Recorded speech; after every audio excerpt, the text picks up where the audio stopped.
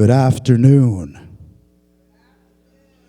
Yes, the first time. I didn't have to be like, come on, like, let's go. No, everybody was ready. You know, that may be because it's 3:30 in the afternoon instead of 7 o'clock in the evening after everybody's had their day at work or whatever. So everybody's energy is still high, yes? I can feel come on, I want to feel that energy. You guys ready to go? This is BlackLit Durham. Make some noise, our Black Joy Showcase. Here we go. Perfect. Okay, we'll work on the noise part. Okay, that was more like a creaky door, but we'll work on the noise. So my name is Greg Frankson. I'm the artistic director for BlackLit Durham and your host for this afternoon's show. I am super excited. We have an incredible lineup for you folks today, and amazing with the features that we got coming up. We've got El de Leon and Dalton Higgins, yes? Higgins doesn't quite roll en français the same way that de Leon does, but, you know, we do the best that we can. And we've also got a couple of open micers as well, so we're looking forward to that. But before we get into that, I just wanted to let you all know that we've got a couple of traditions that we follow here at BlackLit Durham here in our 4th season of operation, if you can believe it. Unbelievably. We've got 2 more shows after tonight's show, or rather this afternoon's show. We have our event on April the 15th, our regularly scheduled event. We've got Deborah Williams and Clint Murphy, who's also with us today. Where's Clint at? He's around here somewhere. He's over at the back waving there. So they'll be our features for the April 15 show. And then our anniversary show, which happens on the 10th of June. You all don't want to miss that. We are going to have the absolute best show. It's going to be awesome. We have Teresa Pierre and Anthony Michael Downing coming as our features for that event. You don't want to miss that. And of course, on the 29th of August, we will be having our inaugural event for the Canadian Black Literary Festival. Make some noise for the festival, which we are going to grow into a multi-day, multifaceted extravaganza, drawing people from coast to coast to coast, getting together to amplify, celebrate, and to learn more about the wonderful Black literary voices that we have fostered up in this country. It is going to be incredible. Please follow us online, CDN BlackLit Fest. CDN means Canadian, in case you didn't know. And we would love to see you coming out and supporting our shows from now until the end of time. Having said all of that, I would like to take just a moment to acknowledge the land. And when we do the land acknowledgement here, we do the Afrocentric land acknowledgement that was developed by Kay Johnson at the University of Windsor. And we just take this moment to reflect, especially as a community of people brought here the way that we were. As people of African descent, we offer this land recognition in solidarity with the indigenous peoples of Turtle Island in the efforts and deliberate intentions towards decolonization. We acknowledge the land of Turtle Island that was never meant to be owned. We recognize that most of the land that was entrusted to the indigenous peoples was in some cases shared by choice, but all too often taken by force. We recognize the historical colonialism and the ongoing colonialism that has led to the present day situation where land acknowledgements are offered in place of land. As people of African descent, many of us have come here by choice, while many are here as the result of historical force. We acknowledge the complexities where we were promised land that was never given, by those it was never to give. As people of African descent, we acknowledge the land of Turtle Island that sustains us, express deep gratitude to its indigenous peoples, and pledge to honor our dignity and affinity that ultimately connects us all. Come on in. It's all good. That was part of the officialdom. It's all good. Come in, have a seat. there's one other bit of officialdom that we do. In that part of our celebration as a Black community is acknowledging some of our traditions. And one of those key traditions is the celebration of our culture in song. And so what I'm going to ask is for folks to stand if you're able, and if you're a gentleman, to remove your cap. And we will play the song acknowledged as the national anthem for the Black community, Lift Every Voice and Sing. Lift every voice and sing till earth and heaven ring, ring with the harmonies of liberty. Let our rejoicing rise high as the listening skies. Let it resound loud as the rolling sea.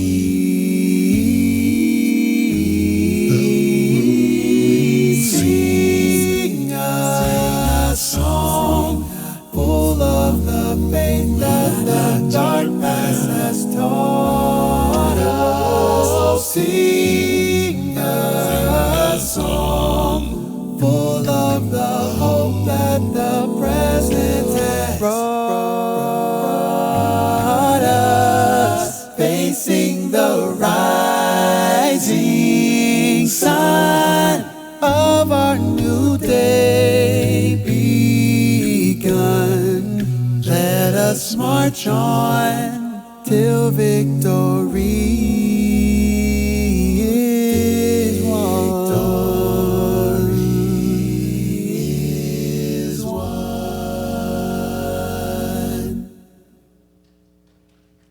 Yeah, you can applaud that. That's cool. Yeah, we like that. Come on in, have a seat. Awesome. And so the fun begins now. I mean, I'm fun, but you know, the other people fun. Come on, man. Who's paying attention up in here? All right. So we had our open mic that was open before showtime. And we had a couple of people sign up willing to come and bless this mic and your ears so that we could see their special skills and talents. We're very fortunate here in Ajax. There's a lot of really talented people. And so we created this open mic to make space for those folks who come to our show who have those talents. And so we got a couple people who are going to do that for us today, although I know there's others of you in the crowd who can do it but are choosing not to today. No names today, but I know who you are. But the first person who actually did put their name down on the list is one of our first-timers, yes? Yes, very excited. First time to bless the mic here at BlackLit Durham, sorry. Everybody, please make some noise for Chanel McFarland. And applaud her all the way to the stage. Do not stop until she gets here. Come on up.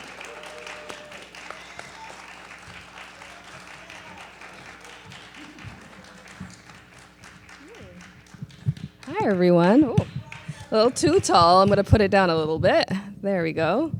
Well, hi, everyone. I am Chanel, and yes, this is my first time being at one of these events, but also the first time that I'm actually reading any of my poetry in public. I have been... I have been writing very secretly, probably the last 2 decades, just for myself.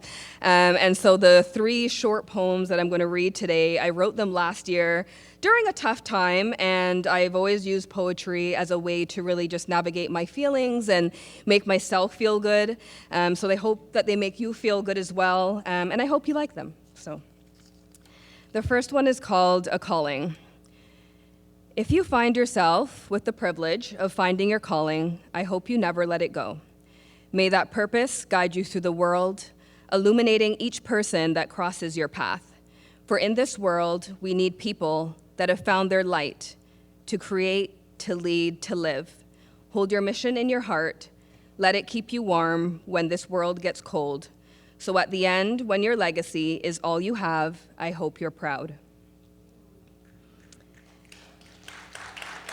The second one I'm going to read is called Piece to Piece.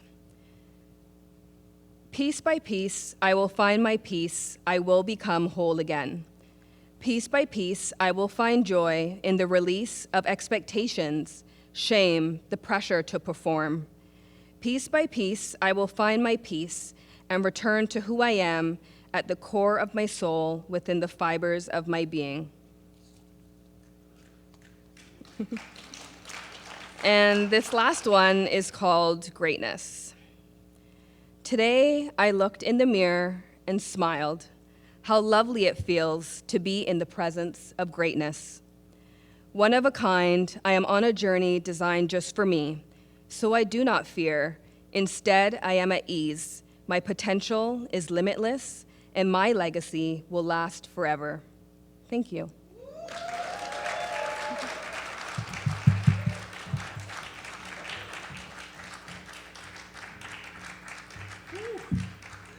Limitless, limitless, limitless is what I heard. And what stuck with me is the skill level, the getting the fear out of the way level.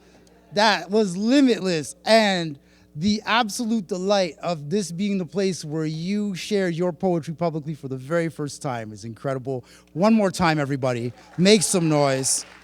Wow. Chanel, thank you for blessing us with that. That was wonderful. All right. And we also, on our open mic today, we get poetry from the one and the only Ray Williams. So please applaud him all the way to the stage. Make some noise. Yes, sir. Yes, sir. Keep it going. Keep it going. He ain't here yet. All right. Yes, sir.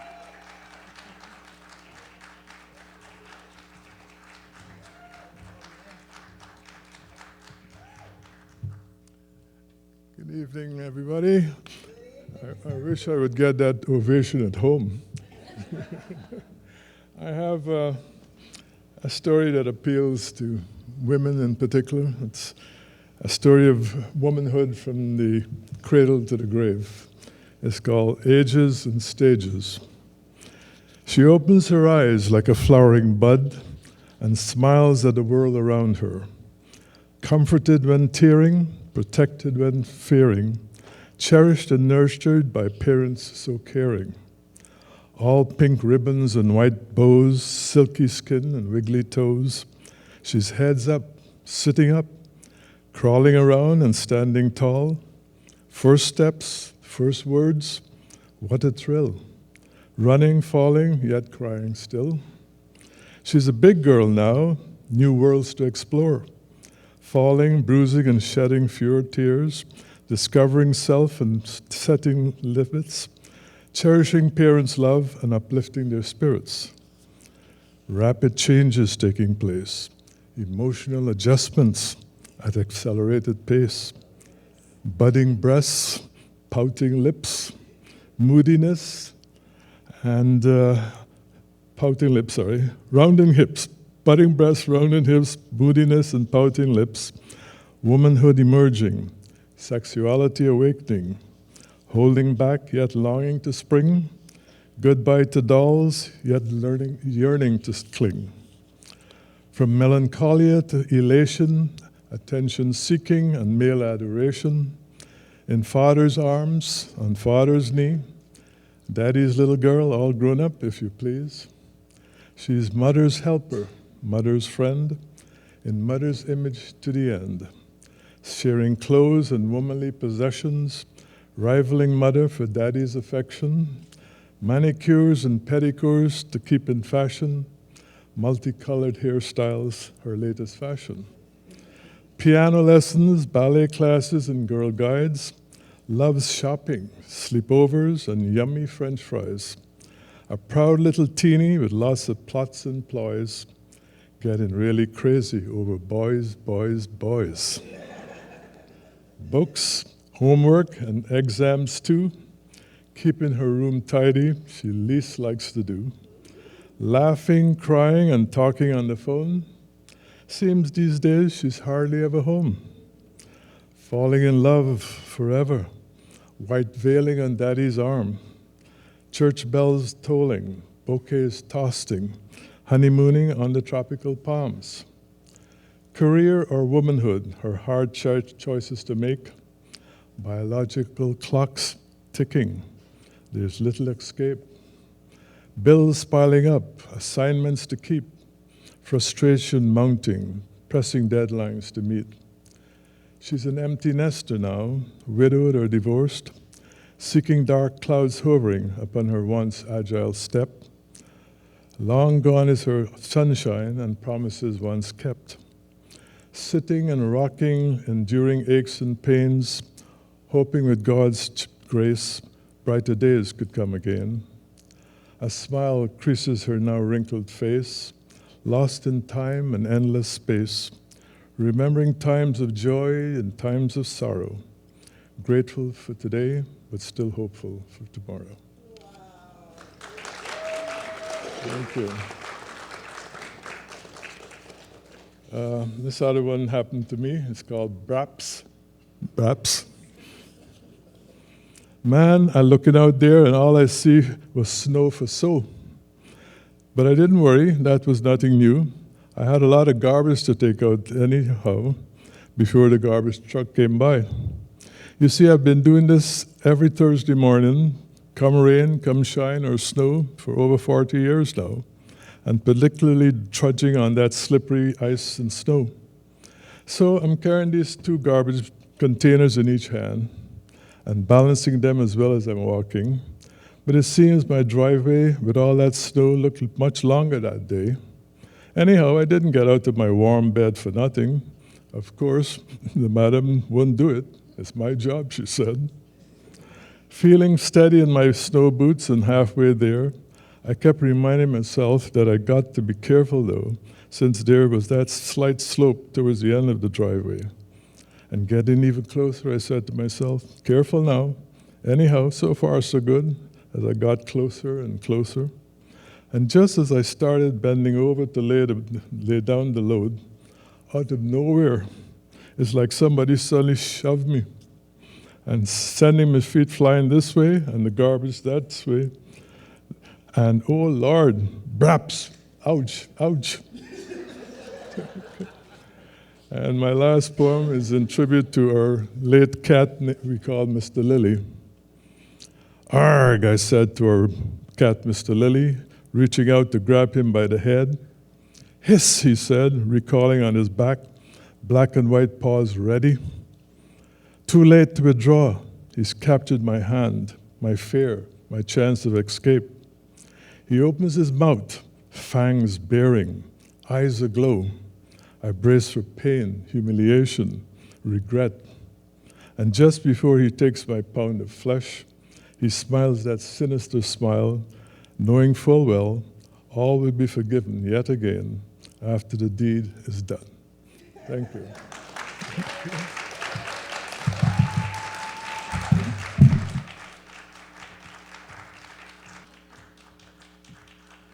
Yo, one more time, one more braps for Mr. Ray Williams.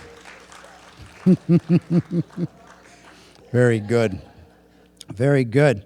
So that's all that we had on the sign-up sheet. But if everyone would indulge me, I did this little experiment the other day where I decided I was going to write a Shakespearean-style sonnet. So can I share it with you? Would that be okay? Okay. I don't typically read a lot of poetry at the show, but I figured, what the heck? This is different, okay? This poem, it's called Shakespeare's. Yeah, Shakespeare's. Get it? Yeah. All right. Thank you. Somebody got it. Okay, good. And it goes like this. A white man taught me how to write this form, distill new meaning from noun, verb, and line.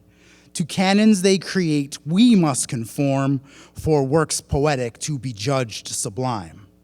But in my heart, the rhythms of my verse reject the flow of Avon as supreme. The syncopations of my soul rehearse how histories live free where hates demean. Elizabethan forms debase of known expressions that find roots in other lands and grow despite pernicious toxins sown into the soil their literacy demands. Where Carib Africans put pen to page, we set the world alight on every stage. End sonnet. All right, so that's it. Make some more noise for our open micers, for Ray, and for our first timer, Shalene. It's very good. Everybody, you know that you could be the next person, so when you come back on the 15th of April, you could be up here doing that very same thing. Just come half hour before showtime, sign up, and then you could be on our open mic too. Isn't that exciting? And we love to hear from you. We love to hear people in the community do their thing on this mic.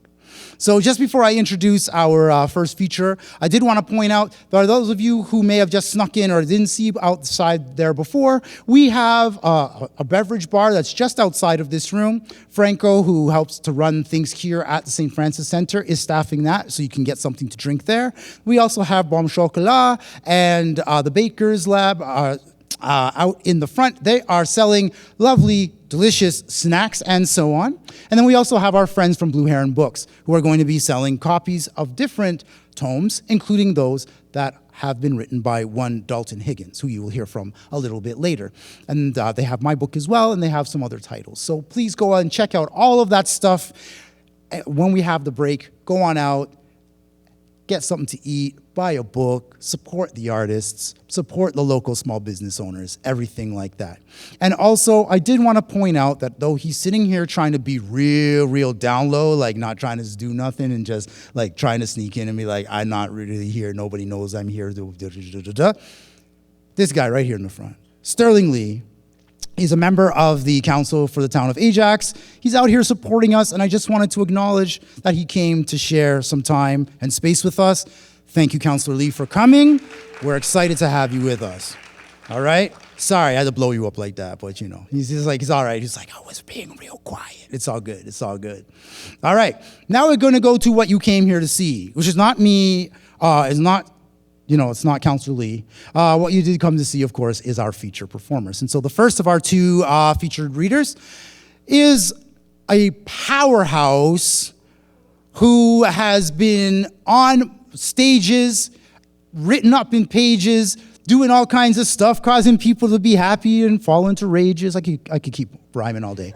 But she's been doing her thing for so long out on these streets, making people understand what's going on. Now, she's from Scarborough, like me, you know, all the Scarborough people up in here, you know, and we love Scarborough here in Ajax, because Ajax is the new Scarborough, right? So we love all of that.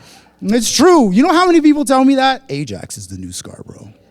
It really is, right? I'm not even fronting. Sorry, Sterling. I'm not fronting. It's the real deal.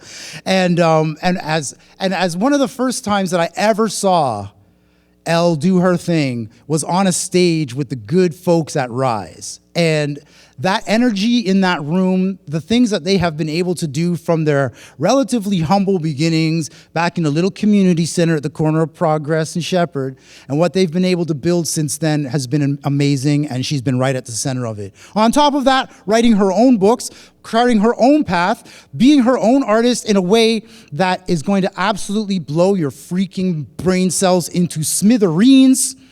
Oh my gosh, I can't even. I got to get out of the way and let her do it herself. Ladies and gentlemen, Elle de Lyon. All the way to the stage, everybody. All right.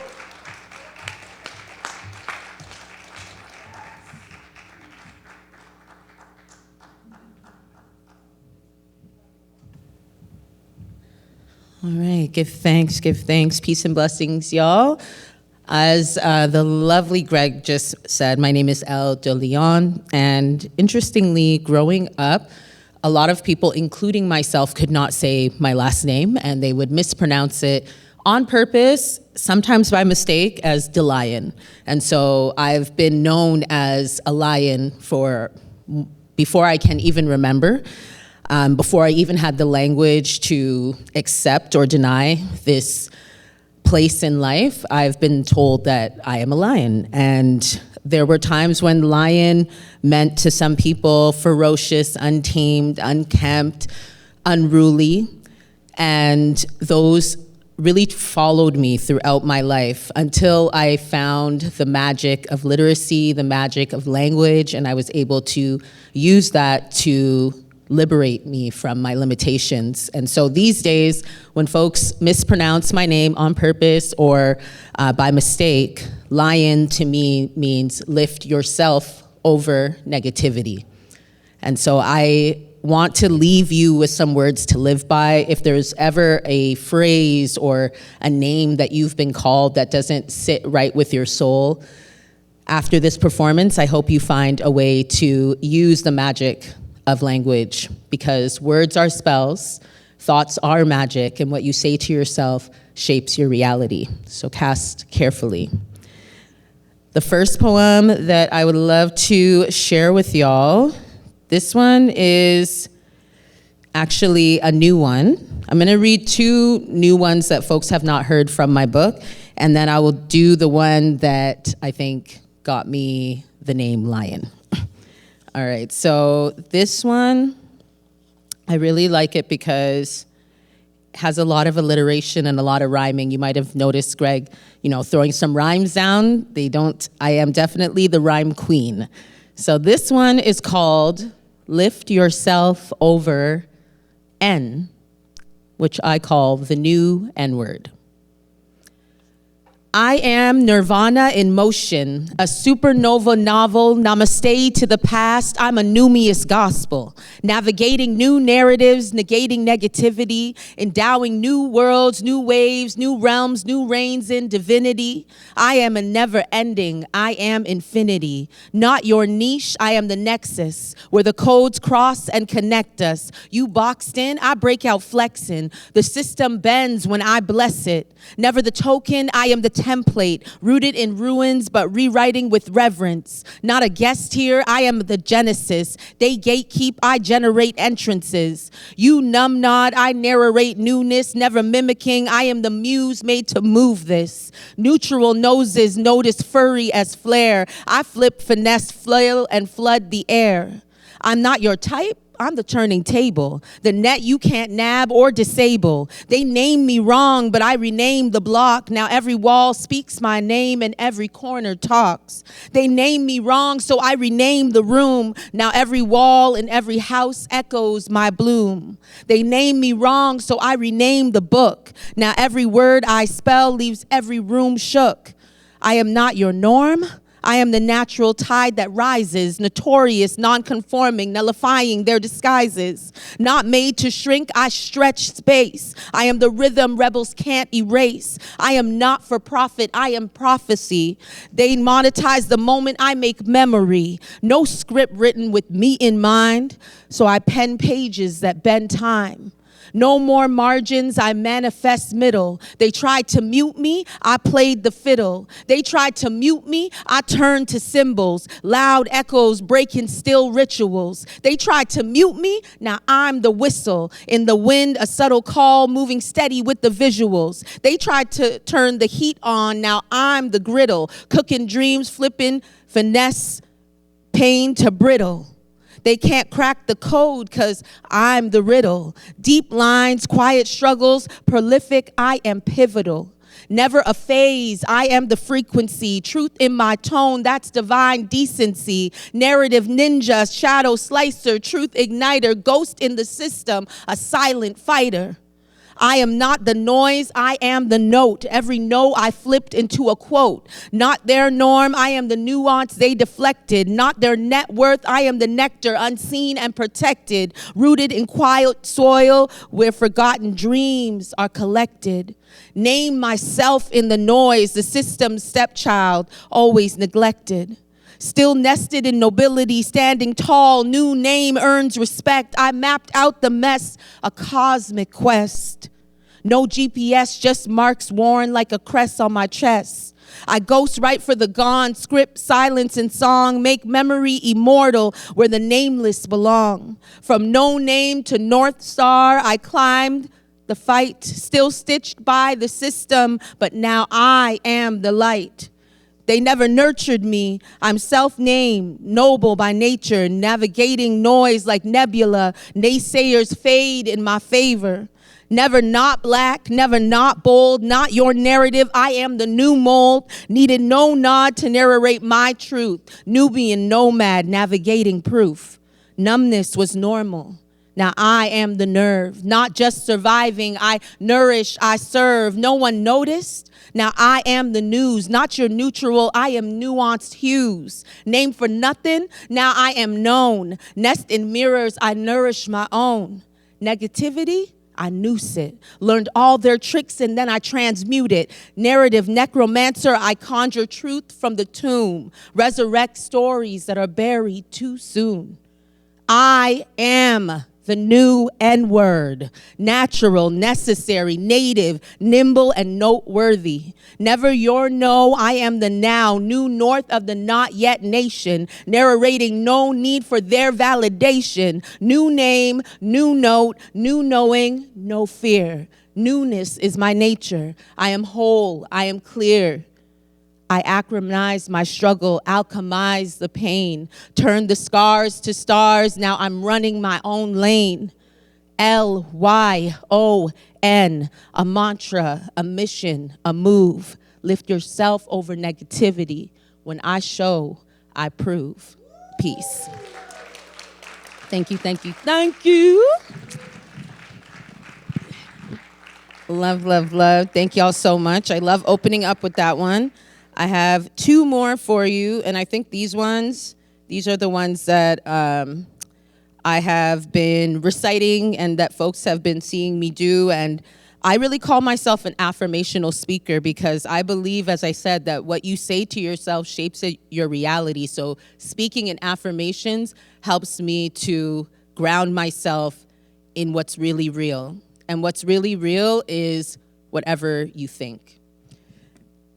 This one is called Epiphany because I had one and I wrote it into a poem. Beef? Nah.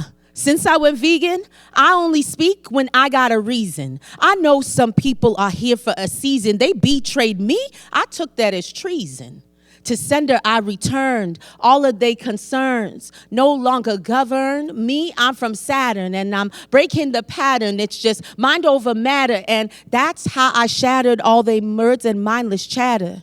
Cause there was a time when I would whine, and I'm thinking an eye for an eye was the why. Every night I would cry and I would look to the sky, I would say, take me away. I don't want to go, but I don't want to stay. I said, take me away. I don't want to go, but I don't want to stay. Growing up, I had it rough. Not many girls that looked like me said that I was too much. Then I had an epiphany, won't let it get to me. They are not equally fit to be next to me. New phone who this, like, why is you texting me? Now you just vexing me. Take you to the streets like my name is Sesame. You better stop testing me. Greatness is meant for me. That's why I went right and left all negativity. I once heard, don't argue with fools from a distance. Can't tell who's who. Shame on you, you shame me one time. Won't be nice, you shame me twice. And then there's no more peace sign if you shame me 3 times. I must align with the divine. Enjoy the ride and let karma drive. Cause I'm never too much. Know that I am enough. My ancestors are in my blood. Through my veins is all they pain, and all my gains heal all the shame. I was born to reclaim our stolen names. And now I'm flying just like Mikey, and I'm doing it. I'm Nike. I'm the goddess of victory. In my blood is their history. In my birth is their legacy. The fruit of their labor they'll never eat. I'm Kandaki's grandbaby with that godlike energy. I'm a queen, so's my team. Try to squash us like a bug. We a hive, we've arrived. Can't sweep us under rugs. We outside, you better hide. Time to get you all inside. Are you dumb? D-U-M-B. Don't underestimate my brilliance. My DNA is spelt resilience. You tried to finish us. You can't diminish us. No, you wish you was us. Now, look at the skin that I'm in. It's Nubian pheomelanin, meant to shine when it's bright. And when devoid of light, it's filling up their eyes, take over their minds. And every wrong that I right, with every song that I write, skilled sailors sail the roughest seas. And as far as I can see, outstanding in the scene, got them standing out, they green. And just like the grass, we cut it back, we is awake, we see the snakes, get out the rakes, do what it takes. Then off with they head. I said what I said. Bad mind for dead. It's off with their heads. I said what I said. To preface what you'll witness is survival of the fittest, evolution of a flower who has come into her power, taking everything she learned, learning new ways to discern who is iron, heart of lion, born in Zion. It took me a while, my energy spent. Finally, I made my way to ascend. I'm breaking the pattern. I send them to Saturn. And I'll never dull my spark, sparkle in the dark. No, I'll never dull my spark. I sparkle in the dark. I'm breaking the pattern. I send them to Saturn. Thank y'all. That is Breaking the Pattern. Send them to Saturn. And like I said, I leave folks with words, language to live by. So if there has ever been a time where you had, negativity and you felt like you wanted to run away off to another planet, how about we send those bad patterns off to Saturn and we stay right here, right? We stay right here. We belong. And this last one that I have for you, this was like the first one that I wrote where I thought, perhaps I might have something here. I might be a poet. I might be a performer. And I can only do this one if everyone here joins in. Can I get your participation on this one? I see some heads nodding. All right then. Okay, so to get the energy up to where we need it to be, I'm gonna need y'all to take your right hand and put it over your heart on the left side of your chest. All right, and if you will indulge me, just closing your eyes saying, I am enough in the skin I am in. Beautiful. Can you turn to someone beside you, because I don't know if they heard you, and let them know you are enough in the skin you are in. And don't worry, we got one more to go. If you're feeling really brave or you just want another chance at it because now you found that conviction, I want you to say, and you could raise your hands in the sky, mind-body connection, we are enough in the skin we are in. We are enough in the skin we are in. That's right. I know that's right. Make sure you say that to yourself every day, or someone that you know needs to hear it. Because the only thing that's keeping you from getting what you want is the story you keep telling you. If you change everything you say to you, then everything you say and do will change for you. Because the only thing you can change when you can't change where you're at, perspective on what you have and how you think what's good is bad, when sometimes good is just what's familiar. Comfort to a fool like clouds lined with silver, and sometimes the things you think that are bad are really good things that you never had. And what is truly valuable is how you know which way to go, how you know which do's or don'ts, and how you find the will to won't stay within your comfort zone. And be your own detective, inspector of conceptions that misdirect the senses, and critical deceptions that you believe were senseless, but you still accepted. And if you accepted, then you can reject it. Your mistakes are only a reflection of who you were, and they are not directions to where you're headed. You could still be anything you want to be and nothing they expected. Your mistakes are only a reflection of who you were, and they are not directions to where you're headed. You can still go everywhere you want to go and nowhere they expected. For too long, you put their feelings about you before your feelings about yourself. And then these feelings became thoughts, and they dwelled. These feelings, they got caught, and they swelled. And these feelings, they flow right over your well. No, you are not well, yes? You are up the creek without a paddle. And no paddle, now you're up the creek. And then they herded you like cattle because you acted like a sheep. Someone who is strong but acts like they are weak. And then you're following along and you're pretending to be someone who you're not, someone happy. And then you put yourself down to bring others up. You poured into them till you emptied your cup. And now you're so thirsty, deserted by love. Somehow you're still drowning, don't feel like enough. But you are more than a dysregulated nervous system rooted in unhealed trauma. This is how many stay reeling in drama. You thought you was a period, but you're really a comma. And the best is yet to come should really be your mantra. The thing you need to tell yourself is what you tell your daughter, your son or your sister or your mother or your father. And this is what I mean when I say let's heal ancestral trauma. Because it scars on the pretty things. So put away the petty things. I'm letting go of anything that keeps me from discovering I am more than everything the world has left to offer. So say it with me. I am enough in the skin I am in. I am enough in the skin I am in. I am enough in the skin I am in, and everything that I want in this life, I could win. I'm the master of my mind, and the alchemist is I, and I decide to define how I live by my design. And so, the only thing that's keeping you from getting you what you want is the story you keep telling you. If you change everything that you say to you, everything that you say and do will change for you. Give thanks, Ashe. Blessings, thank you. All right, thanks y'all so much.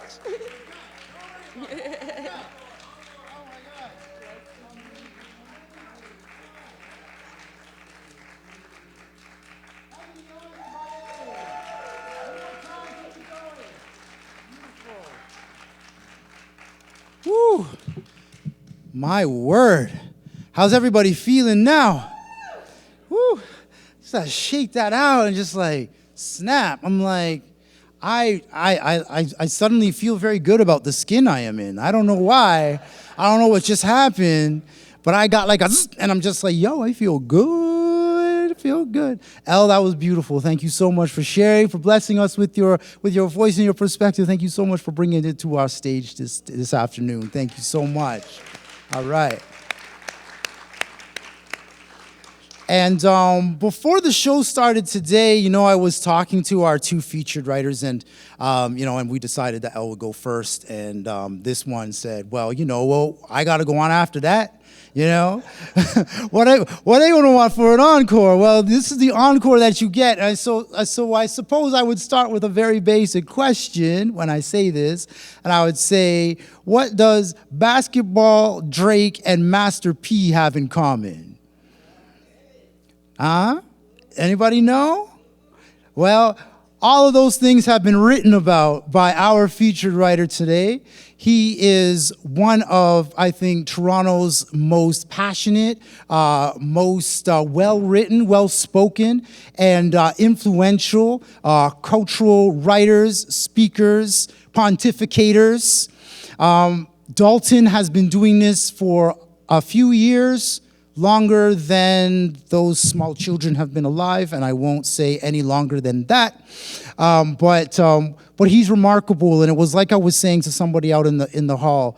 Dalton is one of the Toronto Black community's examples of a hub in our spokes, and he really helps to be one of those things that brings people together and helps to cohere our community from an artistic and cultural perspective. I am so grateful that he was able to take some time to come out here and join us here this afternoon. Folks, you're about to get a little bit of a school session right now from the man himself. Everyone, please join me and give a warm BlackLit Durham welcome to Dalton Higgins. All the way to the stage.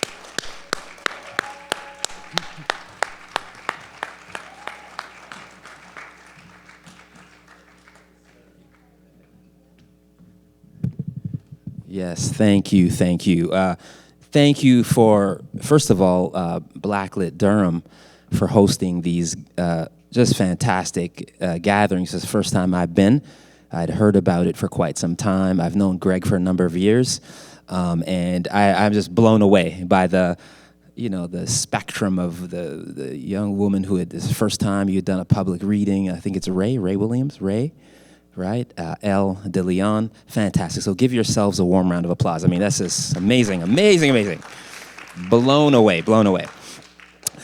And also to Greg, I want to thank you personally, professionally. Thank you for doing all that you do to support literary arts, writers, spoken word, fiction, nonfiction. Give him a warm round of applause, please. So yeah, as Greg said, yeah, I'm going to do a little, fire and brimstone, a bit of preaching, not poetry. I write primarily nonfiction.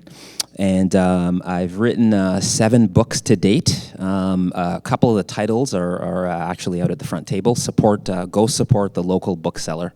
Okay, mom and pops, go support them. All right. So Greg, he said something interesting in opening up the floor for me. He talked about this idea of Much Music and Master T and Drake and hip hop and basketball, and I do write about these aforementioned topics. 4 of my books are about hip hop and hip hop culture. So to hear El De Leon drop some, as we say, bars in hip hop. I heard the metaphors, I heard the similes, I heard the iambic pentameters, I heard all of those literary devices that folk like myself, scribes like myself, we fixate on, we obsess over. I was hearing it in her rhymes. I was hearing Ray Williams' poetry. I was hearing I forgot your name there, but I forgot your name, but I was hearing all of that. So I was just super stimulated, overstimulated, didn't know what I was going to do with myself, but I'm here. So anyways, I was talking to a young gentleman out front, Davon, from the Ajax Public Library. And he has there's this little campaign about, hip hop and reading, and I was sharing with him this little story because, again, 4 of my 7 books are just about hip hop culture, okay? About how, hip hop has traveled the globe. Hip hop has grown up and left the hood, is what I like to say. The culture is now, it's some 52 plus years old. And what I find interesting is whenever I talk about anything having to do with hip hop culture and the rap music that sits underneath the umbrella hip hop, people expect to see a teenager or a 20-something, perhaps like a caricature wearing baggy pants or a certain type of style, a hairstyle. But hip hop is now, it's 52 plus years. So what you're going to see is you're going to see people like me who are grown. I have grown children. I'm a stone cold hardcore hip hopper. I have a 26-year-old daughter. I have a 19-year-old son who goes to Howard University in Washington, D.C., and I am a stone-cold hip-hopper, all right? So when we hear the term hip-hop, we have to sort of do a better job, debunk this mythology, thinking of this caricature that it's some young, 21-year-old or whatever. No, that's not what it is. Like, I'm a Generation X, born in the 70s, and I am as hip-hop as a 22-year-old or 18-year-old, okay? I know the lyrics, that's facts, you know what I mean? This is what it is. Hip-hop has grown up and left the hood. There's a book title out there that Blue Heron book is selling. It's called Hip Hop World. And that book is actually essentially about me getting the opportunity to travel to different parts of the globe, travel to 5 continents, 5 of the 7 world's continents, because I worked out of this venue called the Harborfront Center. It's down by the lake, Canada's Center of Contemporary Culture. And they used to underwrite trips for me to travel the globe to do research tied to music, diversity, and culture. So had an opportunity to touch down Europe, South Asia, Latin America, close to the Middle East, different parts of the globe. And that book that's out there is called Hip Hop World. It's about seeing, me sort of being, born in Toronto. My parents came here from Jamaica in the early 70s. All right, Jamaicans, bruh, bruh, bruh. You know what I mean? I have to get right. They came from Jamaica. That had to come out. It was going to come out at some point in time or another, right? And here's the thing: is now. So when we here in the West, we see hip hop culture, and we hear about the Drakes and we hear about the J. Coles, and now when you get to go outside of the West, I think your mind will be blown, and that's what that book's about. It's me going to a small town in Germany called Essen, Essen, and I'm checking into a hotel years ago, and they're speaking German. It's a small industrial town, and they see me, a black guy from the West, and the guy who's checking me into the hotel, it's a nice, lovely 5-star hotel. The guy checking into the hotel to connect with me, he starts doing what we call a human beatbox, right? When you go, he starts doing this to me in a small industrial town in Essen, Germany, right? Essen that town, it's very homogenous. There's no black people there, and this is how the guy connects to me, doing a human beatbox. He sees a black guy from the West. And it's stories like this that I'm seeing in my travels, right? I'm seeing in Tokyo, Shibuya, Tokyo, Japan, right? I don't know if anybody in here is a Japanese. And you're seeing things where I used to wear what we call locks or dreadlocks, as a, cultural expression and as a political expression. And I had locks for about 15 years. And it's seeing Japanese kids in Shibuya, Tokyo, having tighter locks than I do, as someone of Jamaican descent that grew up with Bob Marley and Peter Tosh, all right, and wonder what's going on here. As I peel back the layers, start to unpack what this is all about, a bunch of Japanese youth wearing dreadlocks. The reason I don't have dreadlocks now is, the hairline started getting a bit sketchy. You know what I mean? Anybody, that hits you 35, 40, the hairline started getting a bit sketchy, so I had to get rid of those. But nevertheless, I digress. Seeing all these, just mounds of, Japanese youth with dreadlocks, and then I start doing a bit more research in that area, and I grow to find out that you have, going back to the 90s, a lot of Japanese youth to what they would do to mimic their black or African-American hip-hop heroes is they would grow, do things like braids, dreadlocks, and they would also go as far as to tan their skin. When you go to a tanning salon, and to basically make your skin complexion, to get, you're lacking in melanin, so you're going to go to the tanning salon and tan your skin so that you could look as brown as I, or Ray Williams, or El De Leon, or Greg Frankson, all right? This is the type of stuff you see as you travel the globe, you get outside the West. So nevertheless, that's what that book's about, Hip Hop World, about some of my findings and how I like to say, it's a hip hop world and you are all just living in it. But again, get outside the West and you'll see what I mean, right?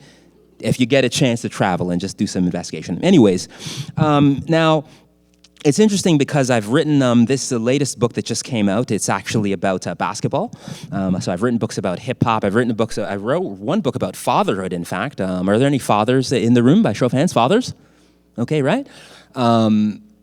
When I became a father some 26 odd years ago, I mean, that was, wow, that was something else. I saw my daughter Shiloh being born, and my face is, brown, black, and my face, I think it went white when I was like, what the hell am I supposed to do here? My daughter pops out, I'm like, what? Face went white. And fathered 4.0, and yeah, so I tend to, as a nonfiction writer, I tend to write about some of my current, obsessions, fixations, things tied to popular culture, and things that are also what we like to say are in the zeitgeist, like popular culture, news items, okay? So fatherhood, big deal for me. Now, one of my current obsessions, I would say, it's always been an obsession since high school, is basketball, okay? And, back in the Stone Ages, or 100 years ago when I was in high school, I was actually a, hardcore basketball player, right? So I went to this school called Oakwood Collegiate, all right, Oakwood. Yes, Oakwood Collegiate. And now Oakwood Collegiate is like this factory for basketball players, for emerging up-and-coming basketball players. Students literally transfer to that school to play basketball, among other things, to obviously do their work and get their credits. And so Right? It's not just about basketball. There's this saying, ball is life, but no, ball is not life. You need to get your credits, right? And hopefully graduate and go to college, university, which is what I did. But nevertheless, Oakwood is a school. When you look at even the Canadian basketball landscape, you'll find, Oakwood graduates pretty much everywhere. There are a couple. The Toronto Raptors, any Toronto Raptors fans here in the room? All right, make up some noise. Toronto Raptors are not doing so well this year, But one of the assistant coaches, this guy Jama Malalela, he's from Oakwood, so he's an Oakwood graduate. When you go to Toronto Raptors games and you hear this big booming voice, he calls his name is Mark Strong. So he's like, hey, everybody, welcome to the Toronto Raptors. And today's lineup, he's an Oakwood graduate, right? So you find Oakwood graduates pretty much everywhere within the basketball ecosystem in Canada, and it is quite impressive and amazing. And it's so amazing, in fact, that when we had basketball practices, NCAA college scouts would come to our practices, okay? That's how far advanced our school was back in the 80s and 90s, right? You have United, American college scouts from big basketball programs coming to our practices at noon, right? So it was a big school. Anyways, what happened with me is why this book on basketball is when I'm not busy being a father and engaging hip-hop culture, I'm in private WhatsApp groups and Facebook and Instagram talking about basketball 24/7 ad nauseum. Okay, this is what I'm doing. And it's interesting, like most delusional high school basketball players, I was one of those delusional that thought I was going to play NCAA college basketball. I was going to go to the NBA. That clearly did not happen. And so I did what most, I would say failed or failing basketball players do. I became a journalist, okay? I retired. There was no market. I'm like about 5'10 and a half, 5'11". There's no market for 5'11" power forwards in college basketball, nor is there in pro basketball, right? So what you'll find is when you watch, TSN, the Sports Network, or sports on television, The Score, it's a lot of failed basketball players that become journalists, okay? Like they couldn't make it on the court, so we have to do something off the court. So I was one of those people. And it's interesting, my new book, it's called 101 Fascinating Basketball Facts. And the reason it's the focus is on facts is I was a journalist and still am. I'm like a semi-retired journalist. One of the mantras we live by is, you would have heard this, people say this, it's just the facts, or just the facts, ma'am. All right? So journalists of my ilk were not so much too interested in speculation and conjecture and, rumors and innuendo. We like to stick to the facts. Okay? So with this book, what I found is, when I was traveling, my son, he played basketball at a very high level for a number of years, and then he sort of called it quits before going off to school. So we used to travel to the United States for tournaments, basketball tournaments, right? The AAU circuit, right? Amateur Athletic Union Circuit. We're in the U.S. all the time. So I spent a lot of work time in the United States and also carting my son to basketball tournaments. Now, when we're at basketball tournaments, it's crazy because a lot of the Americans that we would run into there, they would basically say all kinds of crazy stuff, like when it comes to facts in basketball, right? So they see us coming in from Toronto, Canada, and the amount of American coaches and trainers and basketball players that would say things like, do you guys have igloos in Canada? Or they would say, you guys really play basketball like that in Canada? I thought it was just ice hockey. All right? This is what we'd hear at like most tournaments in North Carolina, South Carolina, Indiana, Atlanta, Georgia, and it kind of blew us away because this is like 2026, 25. And then they would say things like, do you guys even have proper basketball facilities out there? I thought all y'all had was hockey rinks, right? And curling, right? This is what we're getting, hockey rinks and curling. This is what these Americans were thinking. So being the hardcore journalist and documentarian that I am and was, I would always have to hit them with the facts, all right? Basketball facts. Now, basketball was invented by, what, was it American? Who invented basketball? Who invented the sport of basketball? Okay, it was a Canadian, okay? Dr. James Naismith invented basketball, a Canadian, all right? Forget the igloos and hockey rinks and curling. A Canadian invented the sport of basketball in 1891. So these are the types of conversations I'd have to have with my American counterparts who are traveling in the American South. To keep it going, I'd have to hit them with more facts, all right? Where was the first NBA basketball game ever played? Where was it played? Atlanta? Okay, Toronto. All right? The first NBA basketball game was played in Toronto, not Atlanta, Georgia, not Brooklyn, New York, right? Not Indiana, not Louisiana, in Toronto, downtown Toronto. The first NBA basketball game. So the first game was played a team called the Toronto Huskies, and they played a team from New York in 1949 at a school that I was teaching at for a couple years called Toronto Metropolitan University, or formerly called Ryerson, okay? So that, and it used to be Maple Leaf Gardens as well, for some of y'all old enough to remember. That's right?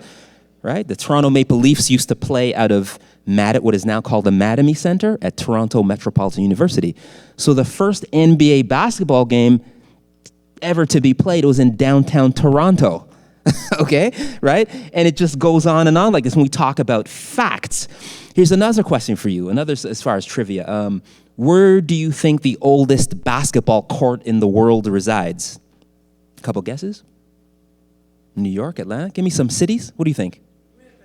Winnipeg, okay. Anywhere else? The world's oldest basketball court. Where is that? Winnipeg? Give me some more guesses. Okay, Ottawa, sure. Winnipeg, Ottawa, okay. Hamilton, okay. Right, you're all close. Well, it's in Canada, okay? The world's oldest basketball court in Canada, but New Brunswick. Okay, sorry, right? Winnipeg, Hamilton, in New Brunswick, okay? The world's oldest basketball court. So when people think of basketball culture in general, the NBA in particular, they are not thinking that, right? They are thinking of the United States of America. They're thinking Los Angeles, California. They're thinking Harlem, New York. No, the world's oldest basketball court right here in this country. And it's still there to this day in New Brunswick, all right? If you go out on the East Coast and dig around, ask some questions, they will take you to the world's oldest basketball court in Canada, not the United States of America, okay? So when you fast forward, to today's game of basketball, you will also have noticed something else. The best basketball player today, arguably, is from where? Is from Hamilton, Ontario, right? Shai Gilgeous-Alexander, okay? The best basketball player playing today is not from Atlanta, Georgia. It's not from Brooklyn, New York. It's not from Los Angeles. It's from here. Born in Hamilton, Ontario, or born in Toronto, but raised in Hamilton, Ontario. Shai Gilgeous-Alexander led his team to the NBA championship last year. He plays for a team called the Oklahoma City Thunder, okay? And he's from here, okay? Best basketball player in the world, arguably, is from here, okay? So when we talk about this erasure, when I'm traveling in the U.S. and they're thinking it's igloos and curling and hockey rinks, clearly that's not the case, okay, in 2026, all right? Now, in the book, I in a lot of my writing, certainly as a journalist and a documentarian, I talk a lot about, it's very issues-oriented, as I would say, right? So I spend a lot of time talking about, as Jamaicans like to say, the isms and schisms, So we're talking a lot about, items tied to race and culture and gender and, cultural identity, geography. I spend a lot of economics, right? Economic inclusion. I spend a lot of time talking about that, about money. And so in the book, what I wanted to do, basketball is, it's the world's second most popular sport, okay? Around the world, right? Never mind Toronto or the United States. It's the second most. What do you think is the first most popular sport? That's right, it's soccer. I like this audience. You know what I mean? It's soccer or football, right? Because when you go out, travel Europe, as I've done many times over, and you say soccer, they're like, what are you talking about? It's football, all right? Out there, if you say soccer, they're like, no, it's football. So what I try to do in the book now is I try to sort of talk about a bunch of, wildly interesting and obscure facts tied to, race, gender. I go there, sexuality, everything, right? All the isms and schisms, but through the prism of basketball, all right? So some fun ones, before I wrap up, we talk about race, okay? It's called BlackLit Durham. It's not called South Asian lit Durham or indigenous lit Durham. It's BlackLit Durham. And Greg is black and of African descent. And so the sport of basketball is an interesting one when we look at race, what's happening, and we look at race and basketball. So basketball it's always been a sport dominated by black players. And this year the stats are that 78.3% of NBA players are black. A little over 78% of the players you see in the NBA are black. And in the WNBA, because I don't want to leave out the women, a lot of basketball broadcasters, they tend to ignore the women's game, which is not good. But in Toronto, we have a Toronto Tempo. They're going to start playing in a couple months, so you have to go check that out. In the WNBA, the percentage of black players is about 65%. Okay, so it's always been a sport heavily populated, dominated by black players. Now within that, there's a lot of stereotypes tied to white involvement in the sport. Okay, so there's this saying. You ever heard the saying where they say white men can't jump? Has anybody been saying white men can't jump? Okay, there's even a movie, Woody Harrelson, right? Woody Harrelson, Wesley Snipes, right? White men can't jump. So I like to play around with just race and caricatures and stereotypes. And it's funny because there's been this theory that white guys that play basketball, they can't jump. They can't jump as high as the black players supposedly. Now that stereotype comes from this perception that white people playing basketball are generally less athletic, particularly when you're talking about jumping ability and the vertical jumping ability. And a lot of these stereotypes, they're rooted in long-running racist stereotypes, right? This idea of if you're black, then you must be able to run fast and jump high, right? It's rooted in racist stereotypes. Because if you talk to black players, they'll tell I work hard, I train hard like anyone else. It's not some genetic predisposition, so every black guy you see can jump high and run fast. It's absolutely ridiculous, right? So now when you flip the script a bit and you look at now white players, what's funny is the NBA, they have a dunk competition, to see who are the best dunkers. And it's funny, outside of this year, this guy named Keshad Johnson from the Miami Heat, he plays for Miami Heat, he won the dunk off. But the 3 years prior, for 3 years in a row, was a white guy, okay, that won the dunk competition, okay? His name is Mac McClung. And he won the dunk competition, the best dunker who could jump the highest and do all the tricks. It's like the whitest of white guys, okay? If you Google him now, Mac McClung is a white guy. He won the dunk competition, right? So anyways, when we look at these sort of racist and weird stereotypes about what you think black guys can do or white women, it's like, I'm here to explode, destroy, annihilate all of that, okay? All right? And also in the book, I like to talk too about culture. I was born and bred in Toronto, which is the world's most multicultural city. It's the most multicultural city in the world. And is anybody in here a Philippine descent? Filipino? Anybody? Okay, nobody? So it's interesting growing up in Toronto, what you find is I have a number of Filipino friends and colleagues, and one thing you'll notice in Toronto is that the Filipino men in particular love basketball, okay? So if you think that black folk love basketball, right underneath that, you're gonna see a ton of Filipino men playing basketball, okay? And there are a bunch of Philippine-only basketball or Philippine-X basketball leagues everywhere, right? Coast to coast, where it's just Filipinos playing basketball, comparable to how it is appreciated and adored in the black community, okay? So in the book, I sort of want to dig into that. Why do Filipino men, in particular, in places like Toronto, New York, why are they so obsessed and fixated on basketball, like some elements of the black community? And so, the interesting piece there, because I don't want to ruin it for you, get the book or take it out. In the Philippines, now basketball is a sport that rewards height, okay? Okay, so the average height of an NBA basketball player is, what do you think it is? Any guess? The average height of a basketball player in the NBA, what do you think it is? 6'4", 6'2"? Okay, 6'6", yeah, close there. It's about 6'7". So the average basketball player in the NBA is about 6'7". That's the average height. Now, when you juxtapose that with what's going on in the Philippines, all right, you know what the average height of a Filipino male is? 5'6", 5'9". It's 5'4". Okay? The average height of a Filipino male is 5'4", right? Basketball it's 6'7". Okay, right? Interesting things going on there. For what do you think is the average height of Filipina women? 4'9"? Okay, close. 4'9". Yeah, it's about 4'10". Okay, and the game has also taken off among Filipinas as well, right? So I can just speak because I see the men. I'm like, why there's all these Filipino basketball leagues? Like, what's going on here? What are y'all, black or something? But okay, so right, and then I'm gonna wrap shortly. A couple more things because these are just some fun factoids. We talk about this idea of the globalization of basketball, the globalization of hip hop. And there's even some funny stories where you'll notice how now in the news this is not funny, but they're just things tied to war. There's a lot of war happening, genocide, war. It's terrible, it's disgusting. When we talk about basketball and how it relates to some of these warmongers and dictators. There's a dictator in North Korea, North Korean Kim Jong-un. You've heard of his name, right? North Korea, and he is largely considered to be a dictator. All right. And so the interesting thing with Kim Jong-un, when he's not busy issuing threats against Western democracies, he is a hardcore basketball junkie, okay? So anybody in here ever heard of Michael Jordan, by show of hands? Michael Jordan, okay, Michael Jordan.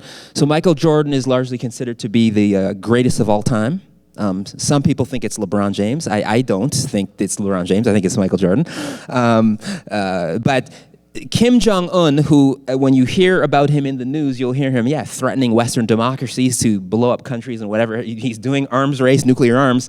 He is the biggest Michael Jordan fan, arguably, in the world, okay? Kim Jong-un, the North Korean president, he has what is considered to be the largest Michael Jordan video library, okay? So he has, recorded on tape all of Michael Jordan's games.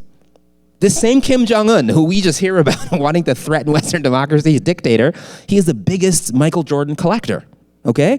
So anyways, as far as, factoids and debunking mythologies and facts, this is what I wanted to do. I wanted to sort of talk about very issues-oriented basketball. I want to talk about money. I'm going to wrap on money because I like talking about economics, economic inclusion.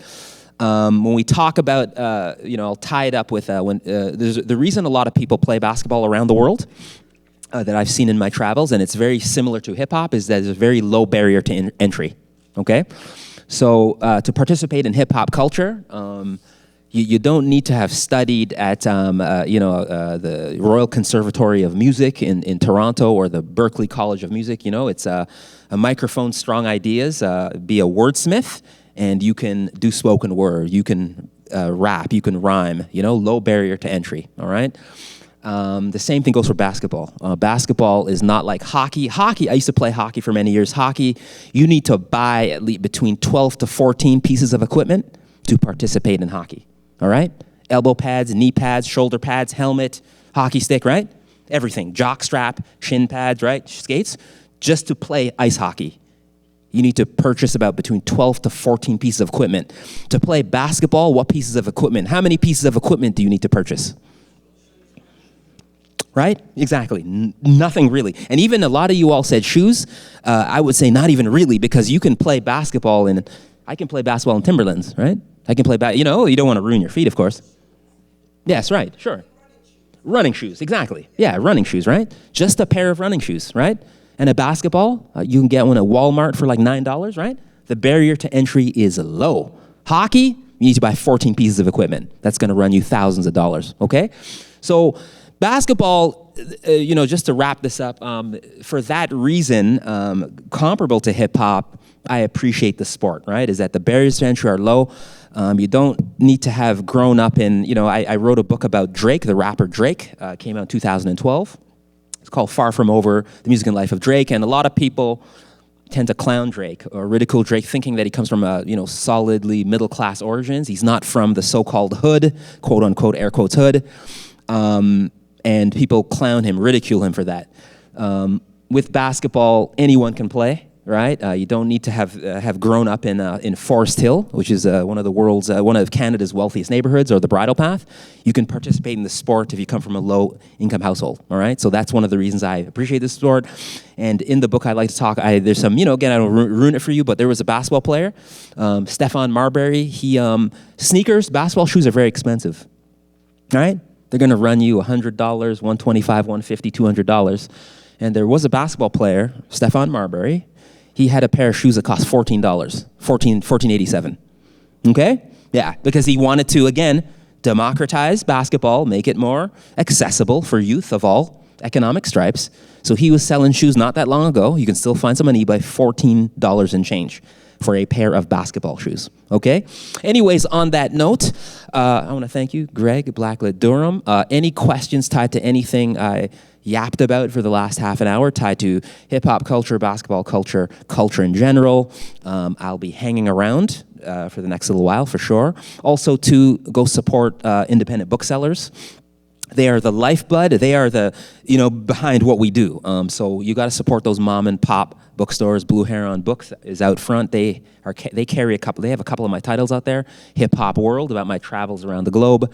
They also carry a book about much music, which is fantastic. I'm so glad you're carrying that. And anybody in here old enough to remember Much Music? Okay, you grew up Much Music, yeah? Yeah, so there's a book out there I wrote. That was actually my first book. Came out in 2002. 24 years ago, and it's essentially a mini comprehensive history of Much Music as seen through the eyes of its most popular VJ, video jockey. His name was Master T, okay? And he's on Much Music for many years. He's a African-Canadian guy, black and of African descent, grew up in England, Jamaican descent, but he was that VJ you saw on television interviewing everybody, okay? From Eminem to Dr. Dre to the Backstreet Boys to NSYNC to Britney Spears to Tupac Shakur to pretty much everybody, right? And forget hip-hop and R&B and reggae. He was interviewing everybody, all of your pop culture heroes. Madonna, any Madonna fans in here? Madonna, okay? Jennifer Lopez. He interviewed everybody, okay? So the book is the history of Much Music is seen through his eyes because he had been at Much Music since their doors opened in 1984 until he left in early 2000, all right? So again, thank you very much, and I'll be out there signing copies too if you want to check out some of the books, all right? Thank you.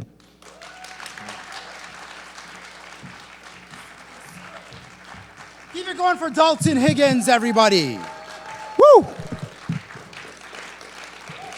I told you he was going to take you to school. I told you. Shoot. And it's so funny, he's talking about Filipino basketball players. So I grew up in East Scarborough, right? I went to Pope John Paul II, and if there was ever a basketball team full of like 5'4", 5'5" Filipino guys, that was my high school. I was the power forward. I was like 5'8". Okay, I was the power forward. It was pathetic. We did manage to win one game though, so I'm very proud of that. Anyway, we're going to take a little brief pause for the cause right now. We're going to give you all an opportunity to go out, see our beautiful black merchants who are out in the front providing you with snacks and all kinds of things. Blue Heron Books, as Dalton mentioned, selling those copies of those books.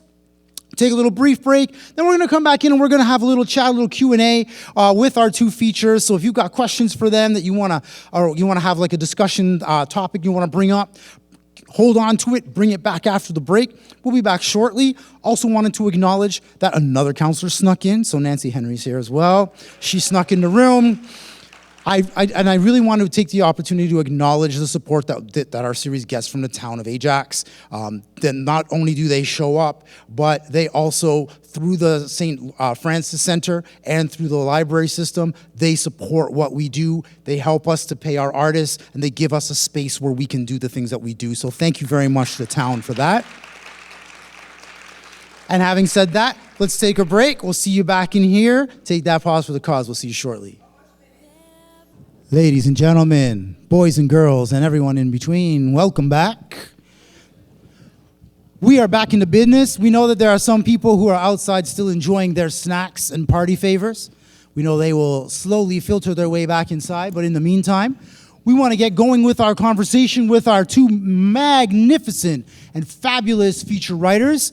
So if you all could just one more time give it up for our features, El de Leon and Dalton Higgins. Y'all make some noise for them. They were killing it. Honestly, like, it is an incredible privilege for me to be the host, because then I get this special opportunity to just sit up here with folks like yourselves and to just start to engage in a conversation and a dialogue. And so how this works is that I will start off by asking a couple of questions to our feature writers, and then we'll turn it over to you, our audience. And if you have any questions, comments, anything that you want to bring up, just wave down Judith down here. She's going to be our mic in the crowd. So please talk into the mic, both so that you can be heard and that we can also get your question on our recording. And then, we'll take it. You can address it either to Elle or to Dalton or to me or all three or just them, whatever that looks like. Just when we'll get into it, we'll have that conversation. Sounds good? All right.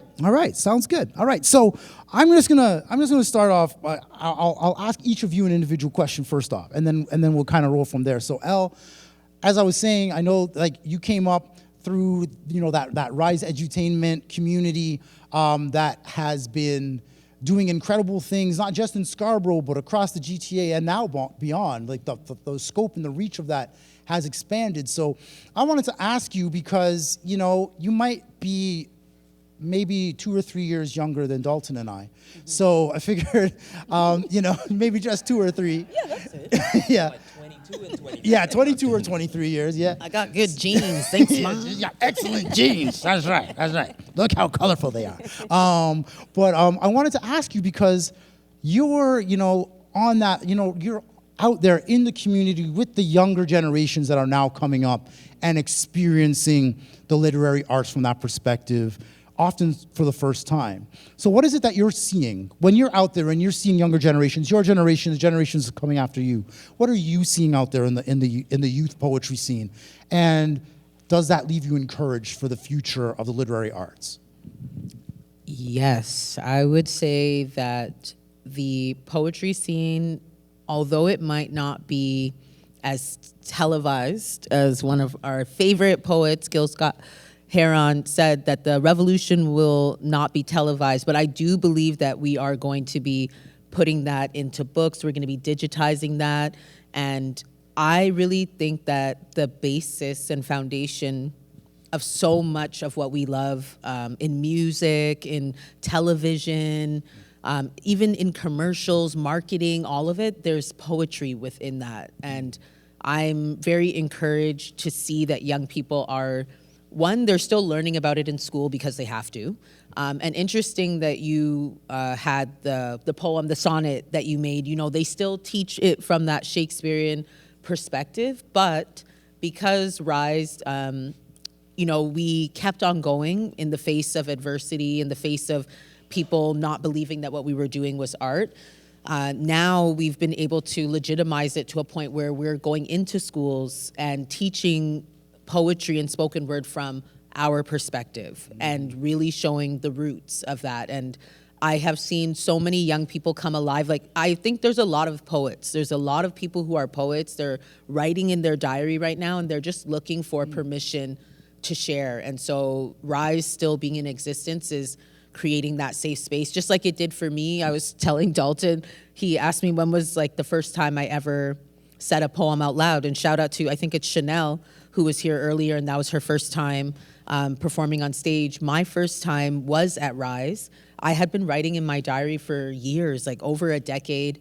I had gone and I had done so many different types of performance styles, drama, singing, and all these things, but really, I really wanted to share my words, my perspective. And finally, there was this place that allowed me to do that with people that look like me. They wanted to hear what I had to say. And I'll be honest that my first, I would call it a regurgitation of that's what I did on stage. I opened up my diary and went like, and all, like, I think I even cried. And then I started to recognize there was a way that I could channel those emotions into what you now hear today. So Rise has been around for 14 years, so I'm not that much younger than y'all, but but I walked yes, in, you are. I walked in a bright-eyed young person, and I was encouraged to keep going. And so that's what I hope to keep on doing for young people. There's a lot of us out there still. It's beautiful. So if you all are hearing any of this as well, you know, Rise Edutainment is out there and they're doing their things. There are other youth poetry So many and more writing. now. Yeah, there's so many different avenues. And so if you know of young people who are interested in that kind of thing, just let them know and get them in touch with folks. They're easy to find online between YouTube and social media and the rest of it, and just like websites and news coverage even sometimes. Just go out and take a look at it. And, you know, and also link into the Ontario Poet Laureate program. So, I mean, the founder of Rise, Randell, he was the first Ontario Poet Laureate. Yeah, you should make some noise for that. It was a historic moment. Yeah. And now he's been succeeded by Testament. So we have these voices in our community who are doing this kind of work. So let's connect them and do what we can for them, for sure.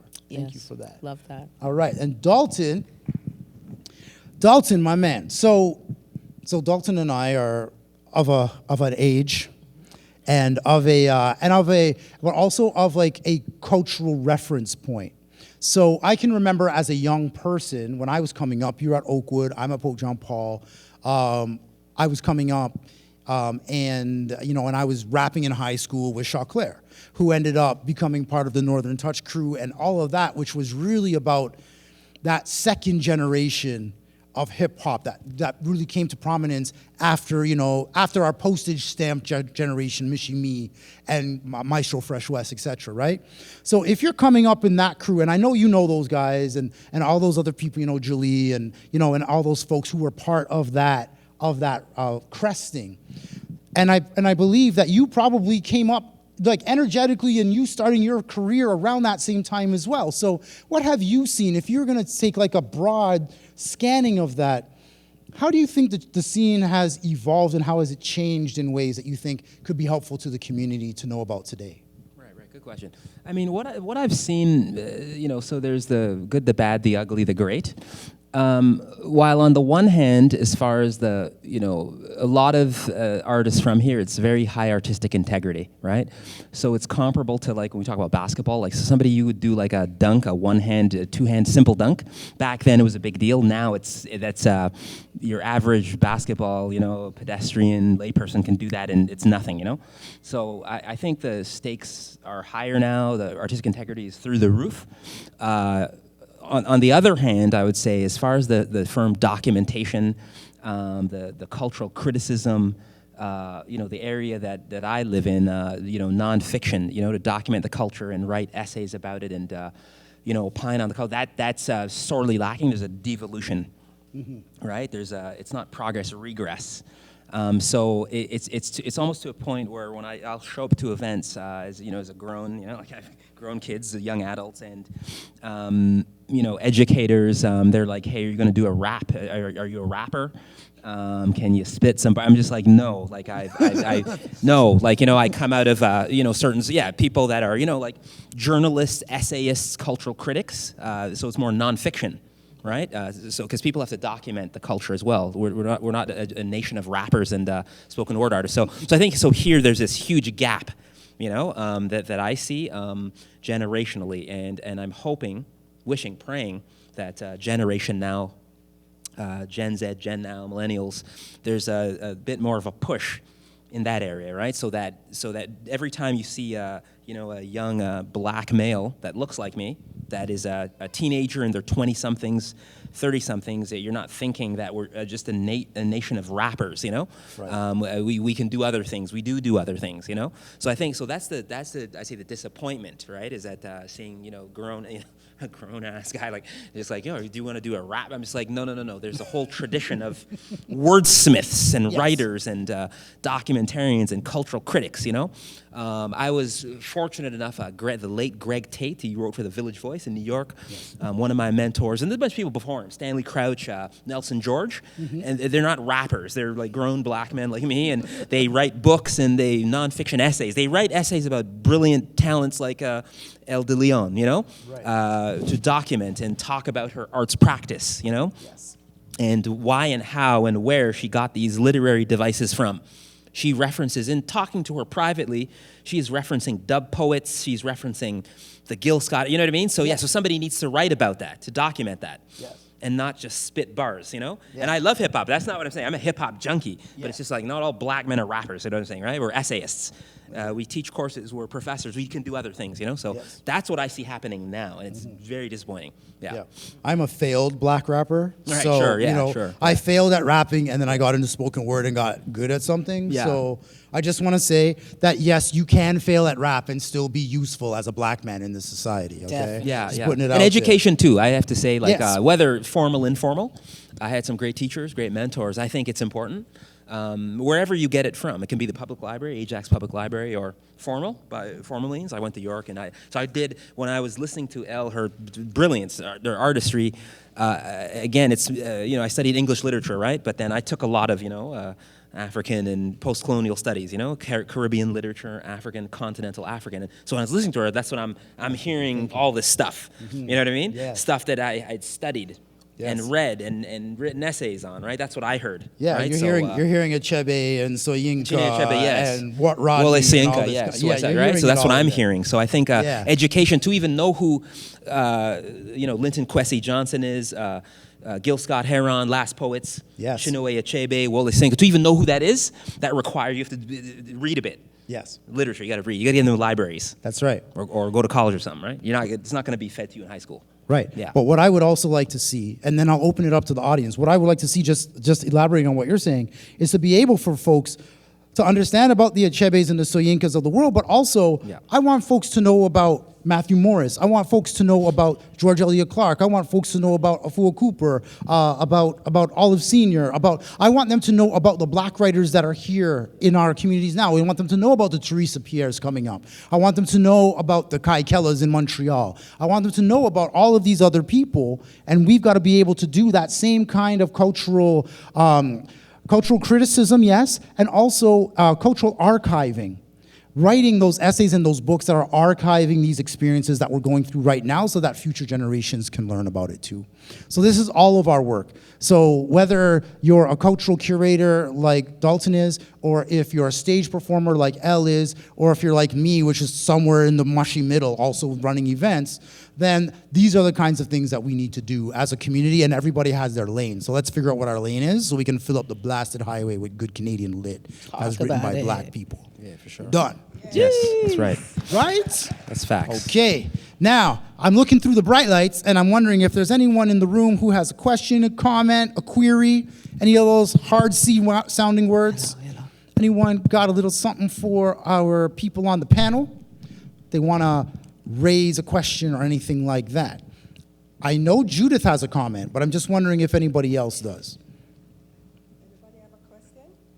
No, not. Oh, okay, we getting something from Ray. Perfect.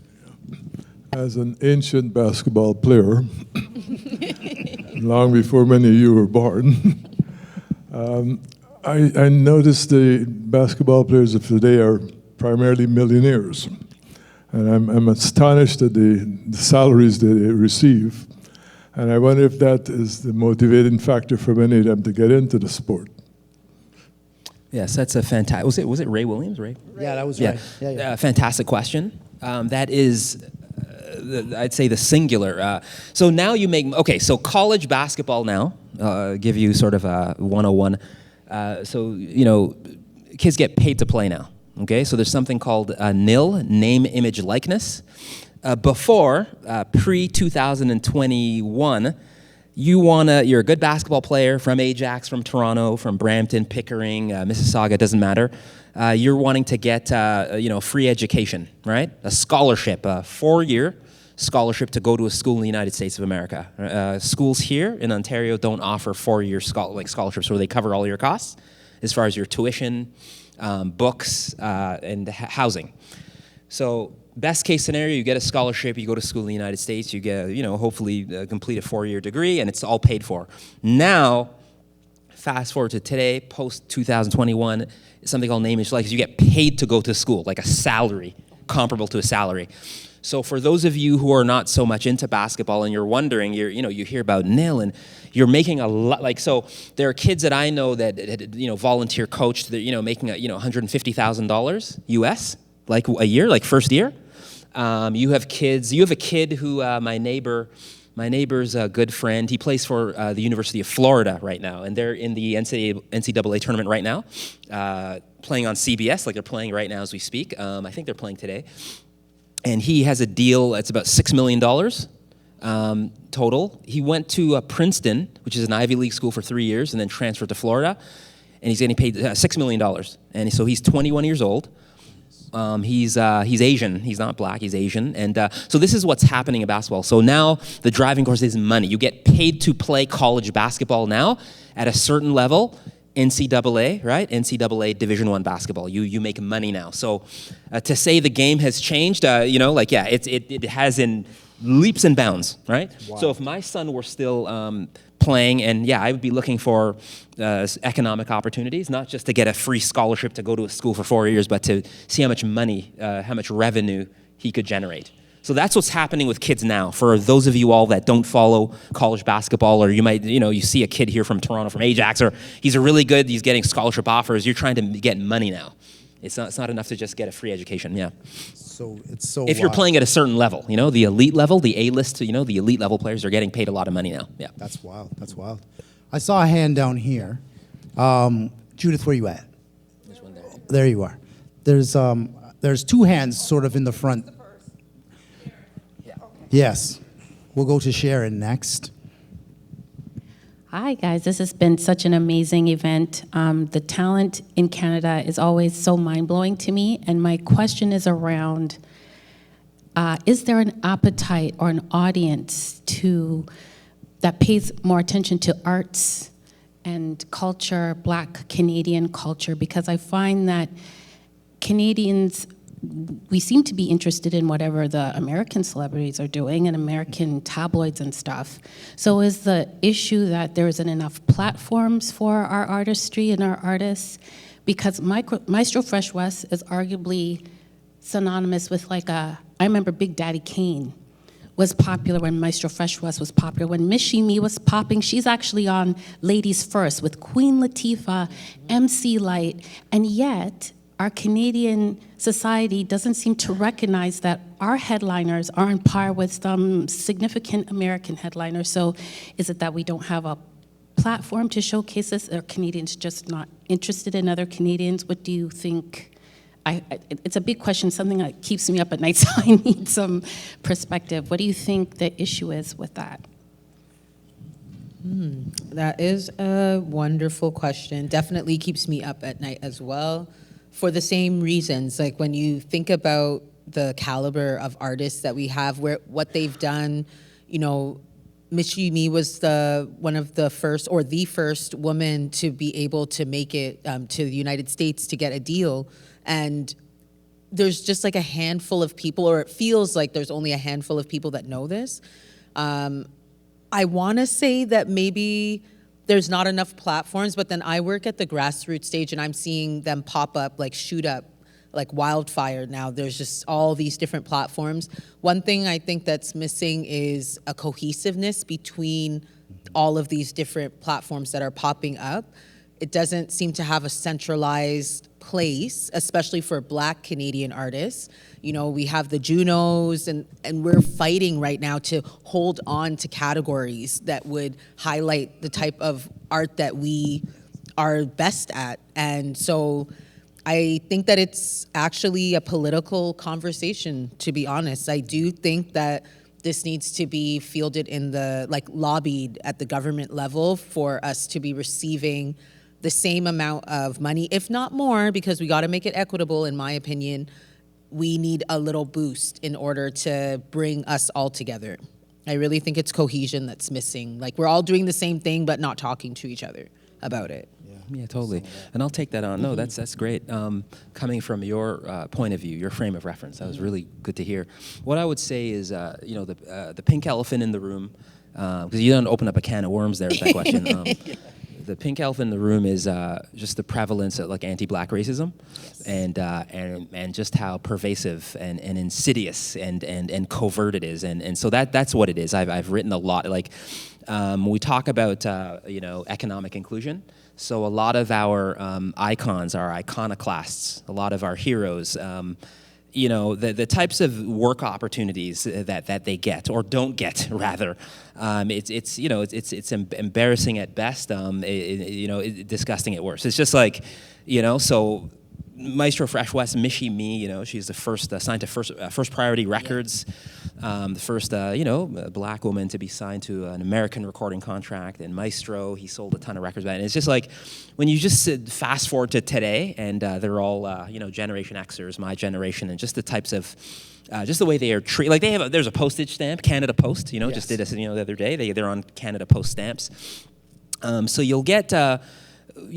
Small pockets of activity, but it's not nearly enough. It's 1/50th of what they should be getting. Because if you take Michie Maestro, Dream Warriors, Carnal, and you plunk them in the United States of America, there are 3 additional zeros on their paychecks. Generational wealth. So I think in Canada, it's the economic inclusion piece.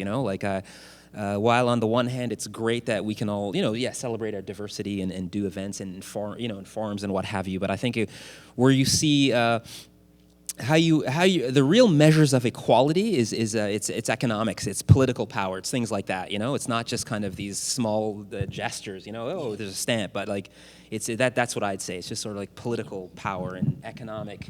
That's the real measure. The real measure is like it's not just, hey, we could all drink at the same water fountain. Like that's not the measure of equality in 2026, right? So that's how I'd answer that question. Yeah. And I'm going to take on a little bit of it too, because and I'm hearing both of these perspectives, and then I look at it like specifically through the CanLit lens, right? So there is this Canadian literature community, which is referred to in shorthand as CanLit, and so you have the people who are the main operators and gatekeepers of these particular communities. So the folks who are running the publishing houses, the folks who run, elitist institutions like the Giller Prize and things like that. So when you start looking at that kind of structure now, when we're looking specifically at literature, where are the black voices that are being represented there?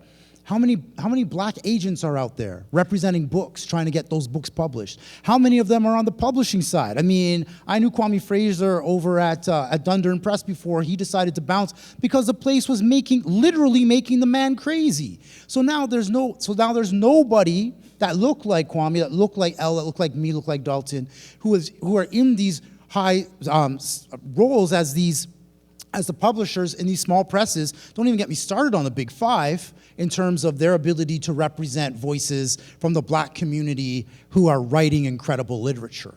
So when we start to look at it from that perspective, right, then we realize, okay, well, we're bumping up against those barriers. So what are we doing for us? Then it becomes a criticism of our own community. Who's stepping up within our community to provide those avenues? And if we can't provide those avenues in the mainstream, then how are we providing those avenues for ourselves within our community so that we can share those voices within our community?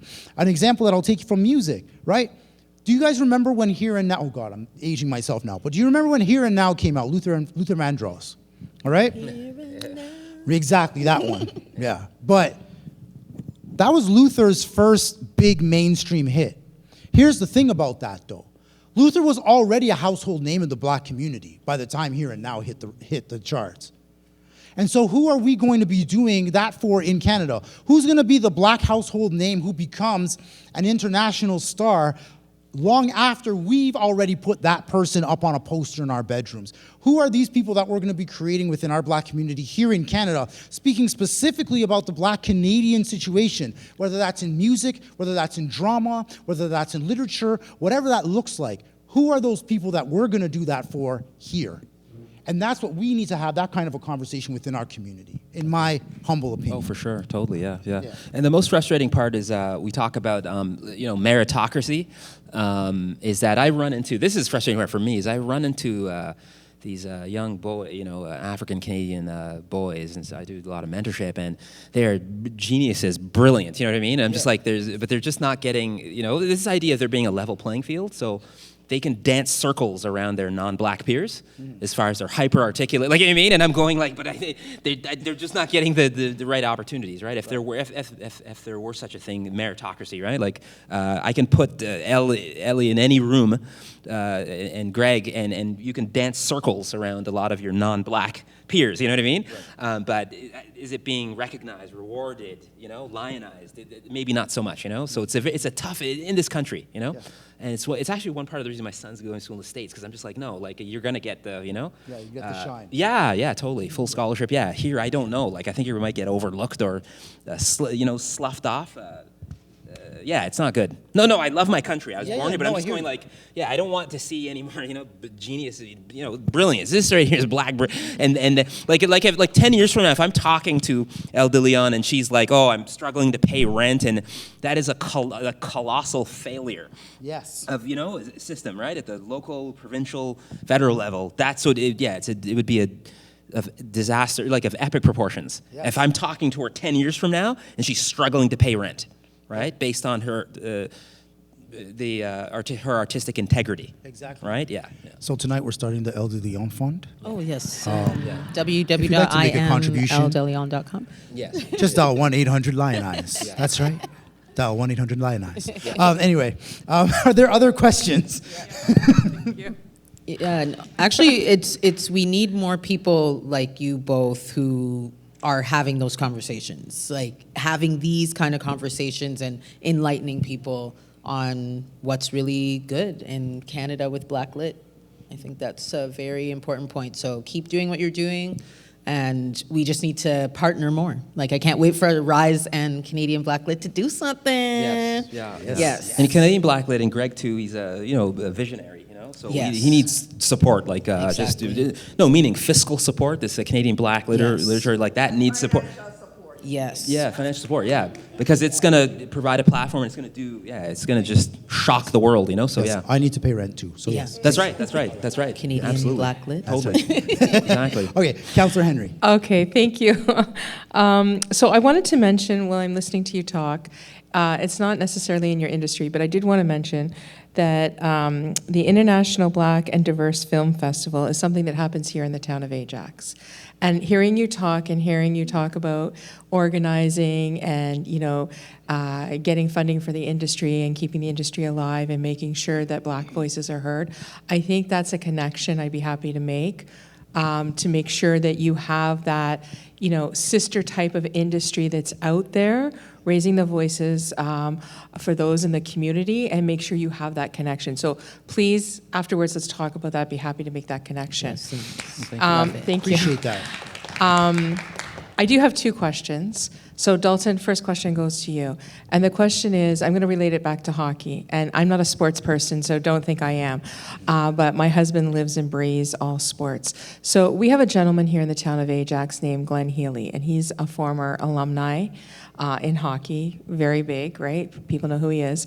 We were talking years ago, and Glenn said something about, Nancy, we have all these young players. And what he said hit me when you started talking. We have all these new young players that are making money that's unheard of and was never there when our generation went up to play.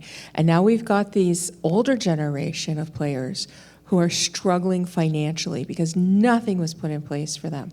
So I'm wondering, my first question goes to you, on the basketball side, because Glenn's gone ahead and he's put things in place now. He's worked with the alumni and the organization to make sure now there is something in place so that folks aren't struggling. We don't want to see people who are, come up, Gen X, maybe an older generation who got into it, got hurt early, had no backup, had no educational backup maybe to go on to something else. And now, we've got these folks barely being able to make ends meet and stay in the home that they have. So on the basketball side, what's happening there? What's being done to protect those folks? Right. Great question. I think, so that's a fantastic question. As far as there is a sort of generational divide, like we have to do a better job bridging generations. So meaning that elders, hockey elders, basketball elders, and Gen now basketball players, hockey players, they need to be talking. They need to be in the same rooms. because what I see happening is it's in silos. So I'll see these Gen X people that are a bit irritated and agitated over the fact that they didn't, and baby boomers, of course, that weren't afforded the same opportunities that Gen Now is being afforded. And then the young, the under 25 crowd, they're, just raking in the dough and not an opportunity to hear these, from Gen X and baby boomers that weren't afforded, the same economic opportunity. So I think there's some sort of multi-generational dialogue, I think, that needs to be happening. Comparable to when I see I'm talking to her, I'm saying Unk, I'm like OG Unk, elderly sage wisdom, and we're sharing information. There's a lot of things that she's sharing with me that I know absolutely nothing about, and likewise. So there needs to be a lot more of that happening because we're in silos. That's what I see. We're in silos, right? And perhaps some funding models put in place that will help to make sure that the baby boomers, that the Gen X, that they're taken care of. Something put in place to make sure that on the basketball side, that these young and up come Gen Now, I love that phrase, Gen Now, right? Yeah. That they're giving back a little and understanding that who put them there, that who came before them, the struggles that they had, and that they weren't treated the same way. No. Right? The Gen Now stand on the shoulders of those that came before them, right? They wouldn't be afforded any of these opportunities, but we're talking in silos. That's what I see happening, right? There's no space or place or venue or forum or workshop opportunity or conference where baby boomers, Gen X, are literally talking to your average 21-year-old. It's just not happening. It's in silos, and because I have kids who are young adults, 19, 20, they sit and exist and speak and dialogue on a different island, on a separate island. Yeah. From that of you or I or Greg or whomever here who is over 40 or whatever, So there needs to be a multi-generational, but it has to be intentional, right? And supported, but with intent. Yes. Yeah. Intentional. It's not going to happen in a vacuum. It's not going to, where a 22-year-old is making a ton of money and an aging hockey player. It's just not going to happen unless. There has to be an organizational conversation. Yeah. And I brought up this point because you're in places and spaces I'm not in the basketball world that I'll never be in. Yeah. And I think you have that opportunity with the work you're doing, right? To bring up that conversation now and you can be I see you as being the change. Yeah. That change conversation, right? You seem like the person that could carry that forward and do that work. Yes. Totally, for sure. Yeah. For sure. Thank you. Something, in other words, she's saying something basketball. Yeah, totally. We need a forum. We need a forum. That needs to be done. We need a forum so that the conversation is even being had, because it's not. Maybe that's your next book. Yeah. Maybe. Maybe that's the next conversation, right? That's it. So my second question goes to the beautiful and talented Ella. I want to ask you, I've seen you at multiple forums over the last 45 days, more than the length of Black History Month, which is good because you're in places and spaces that's changing conversation. And I just saw you this week up at Audley Recreation Center. So I noticed when, and I know you're coming from a certain place, but as a person with disabilities, when I close my eyes and I hear your words, I hear them slightly different from the lens of a person with disabilities. And I find that your words are very powerful and really, under that lens of equity, diversity, inclusion, your words are it. Your words are the acronym, and they're powerful, right?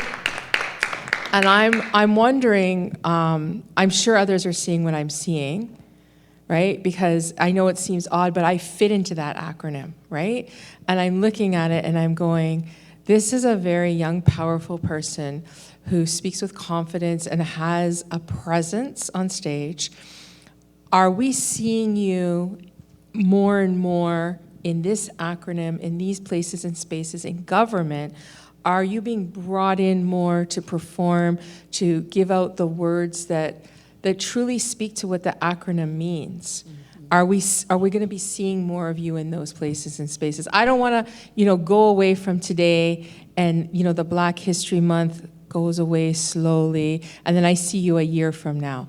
I want to know between now And next February, next March, what's it look like where you're going? And hopefully wherever this recording's going and wherever people are listening to out there will say, that's right, because this is year round, and this acronym is year round, and we are not the US, we are Canada, and this acronym will not be lost to us. So because you're speaking from a place of such truth, what are we gonna see from you? Where are you going, and who's bringing you in to speak?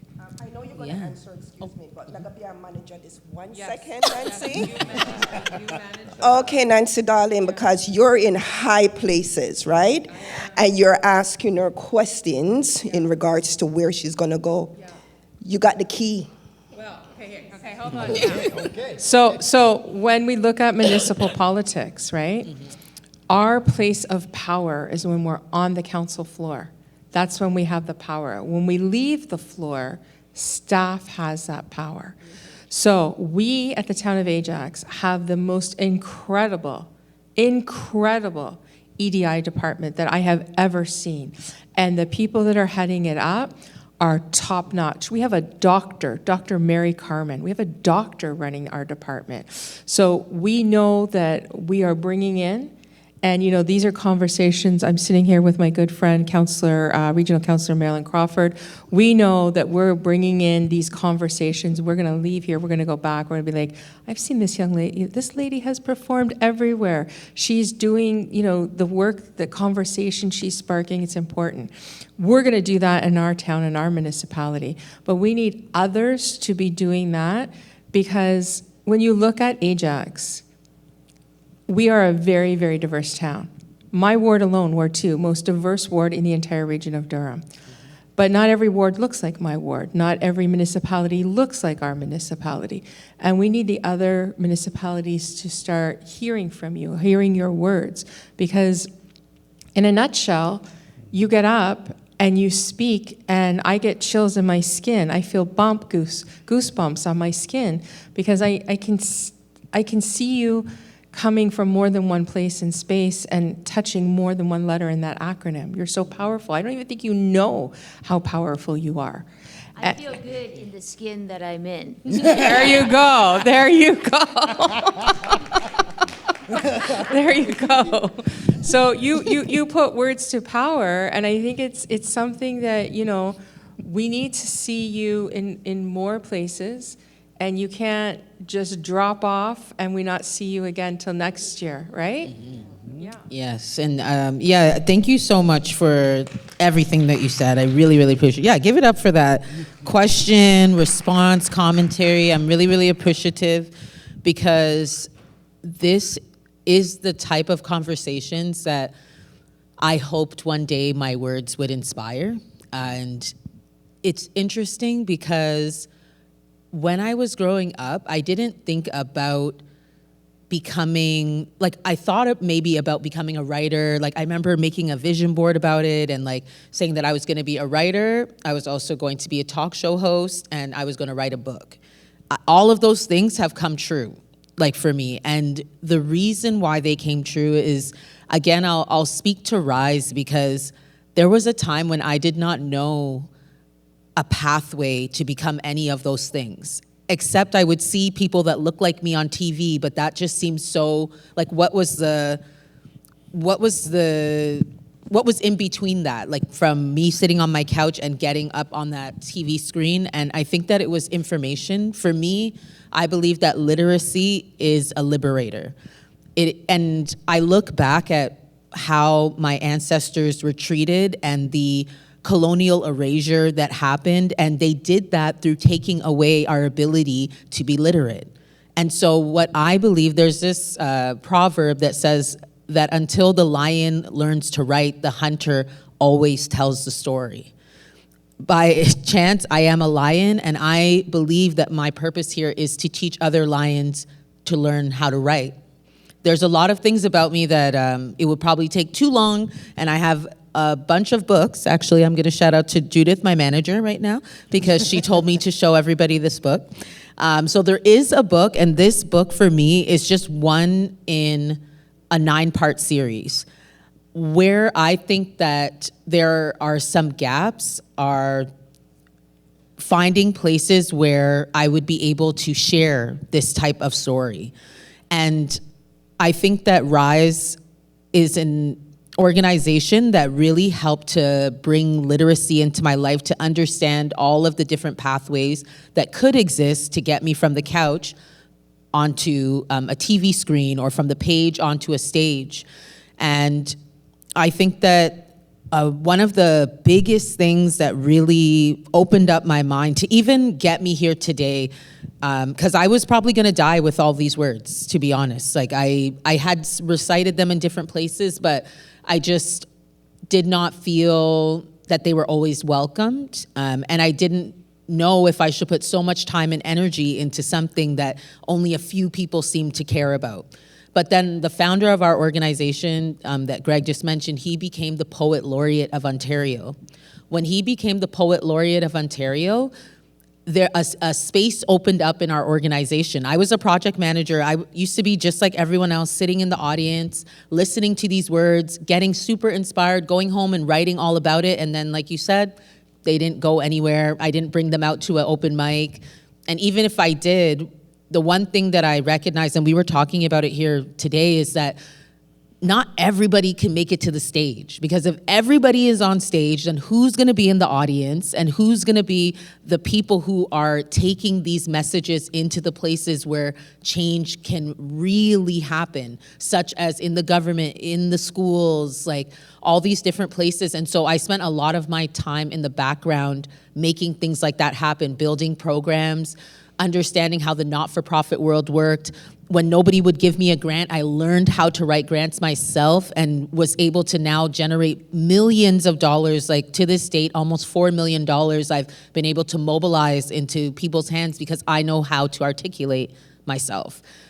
That's not enough for me though. I need other people to learn how to articulate themselves, because there's too many of us that are falling into these gaps because simply because they don't have literacy. And that's the whole point. They didn't want us to learn how to read and write. They didn't want us to learn how to do that because they knew how powerful we were. And so for me, why I decided to finally make it up on stage is because, one, Randell had to be the Poet Laureate. He actually was such a good Poet Laureate that they gave him not one but 2 terms, and then he was able to pass that on to another young Black poet, rapper, community organizer, Testament, who's now going all around the country. And one of the things that I recognize is that that's what was missing. I never knew there was such a thing as a Poet Laureate, that you could get paid to take your words and inspire people, and not only inspire people, but connect them to each other because of the words that Randell has been able to share, not only in Ontario, but he's gone all around the world. They flew him out to Paris, like to the Cannes Film Festival, and these are spaces that we are traditionally left out of.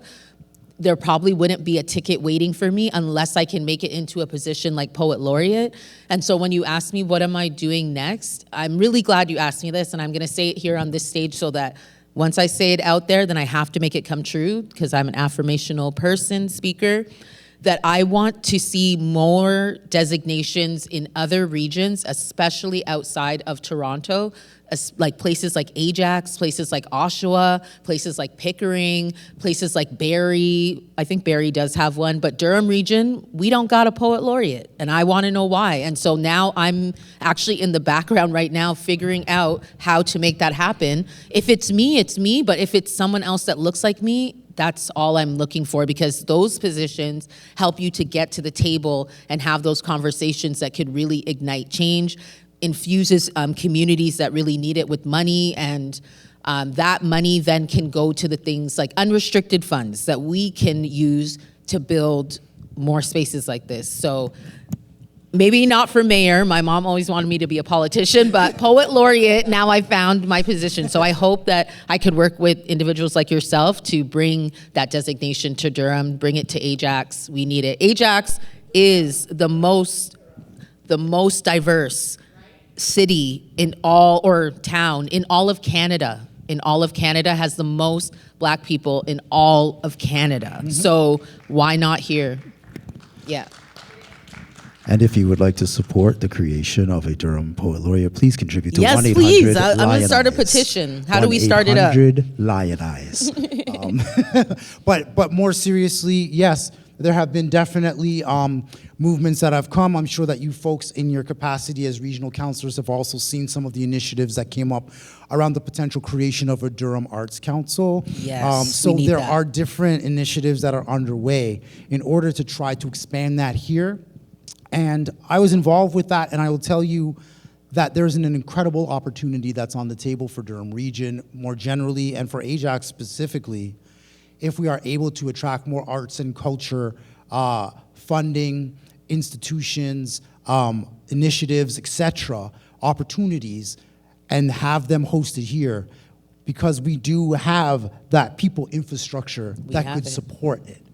And BlackLit Durham is one example of the fact that we do have the support within the community to have these kinds of events happen on an ongoing basis, where we're having our 4th year anniversary in June. So we can do these things. Yeah. We can do hard things Yeah. if we set our minds to it. Yeah, and dude, and, So- just to add there, and please, if I leave any, that whole multi-generational thing, that question, that's one of the most important, is that a lot of, elder statespersons, they get they're not a part of it, they get left. I see it happen in Toronto.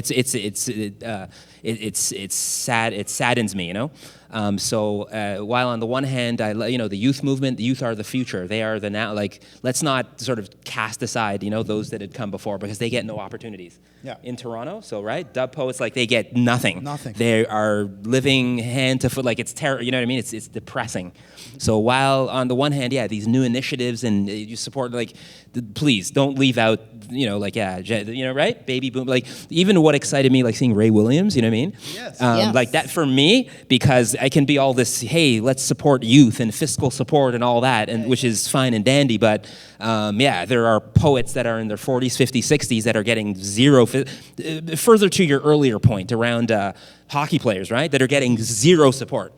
So if any of this happens, do not leave out the 40, 50, 60-somethings, because A, they were not the beneficiaries of any of the the cities, the largesse of Ajax and arts councils, and so why not now? Don't leave, because they get left out of everything, and it's ageism, and I get that, but it's just, it's very sad if you see the state in which our, in fact, dub poets, that are some of my mentors, no opportunities. They don't get called to do anything. It's crazy, because a couple of them are my friends. They're considerably older than me, and I'm just going yeah, you built this scene. You were recording, you know what I mean? Recordings from the 80s. I'm just they don't get calls for anything. No, it's true. It's not good. No, it's it's really not bad. good. Actually. It's not And good. then maybe some sort of directory then once, because you're right, there should be, it's interesting when I see who gets called on to come out and perform and connect people.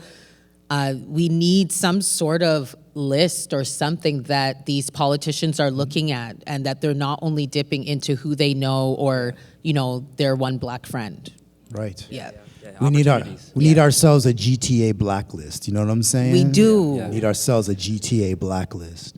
For real. Yeah. Now, we could talk all day, and probably have, in the opinions of some people here, but I do recognize the time, and I do want to make sure that you all are able to go home, have dinner, and be ready for work tomorrow. So I do want to, first of all, take the opportunity to once again thank our wonderful features, El de Leon, as well as Dalton Higgins, for this incredible evening. I want to shout out our open micers. They were both brilliant. We want to make sure that we show some love to them as well, and encourage other people to join that open mic as well. Thank you, of course, to the folks who helped to make this event possible. The good staff here at the St. Francis Center. Thank you so much for your support. To our presenting partnerships with What's Your Story, Author Services, African Anthology Canada, the Ajax Public Library, and of course the Center. If we want to say thank you to all of that, for sure. It's incredible. Of course, the people who are helping to make things happen inside of the space during the event. So Franco, who was out doing the refreshments. Of course, Judith, who was here on the microphone, our microphone in the crowd. And an extra special big shout out to Gary, who does amazing stuff as our audio visual.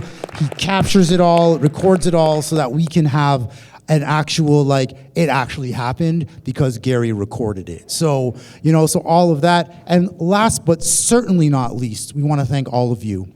Without your energy, your commitment, your ongoing support, this doesn't happen. So thank you for being the audience that we need so that we can do what it is that we do, so that we can provide something that you need. You know what I'm saying? Thank you so much for all of that. Our next show is coming up soon. It's on Wednesday, the 15th of April. Come back to this space where doors are opening at 6:30, showtime 7 o'clock, with the features from Deborah Williams and from Clint Murphy. Clint, you still here? Yeah, Clint's still here. You know what I'm saying? So come out, support, tell everybody about what's going on. Make sure you've marked your calendars for August the 29th for the festival as well. If you're following us on social media, on Facebook or on Instagram, we're at CDN BlackLit Fest, Canadian BlackLit Fest. That is our tag for both the festival and for the BlackLit series.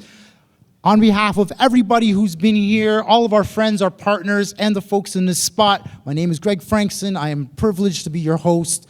Thank you. We'll see you April 15th. Get home safe, and we out. Thank you.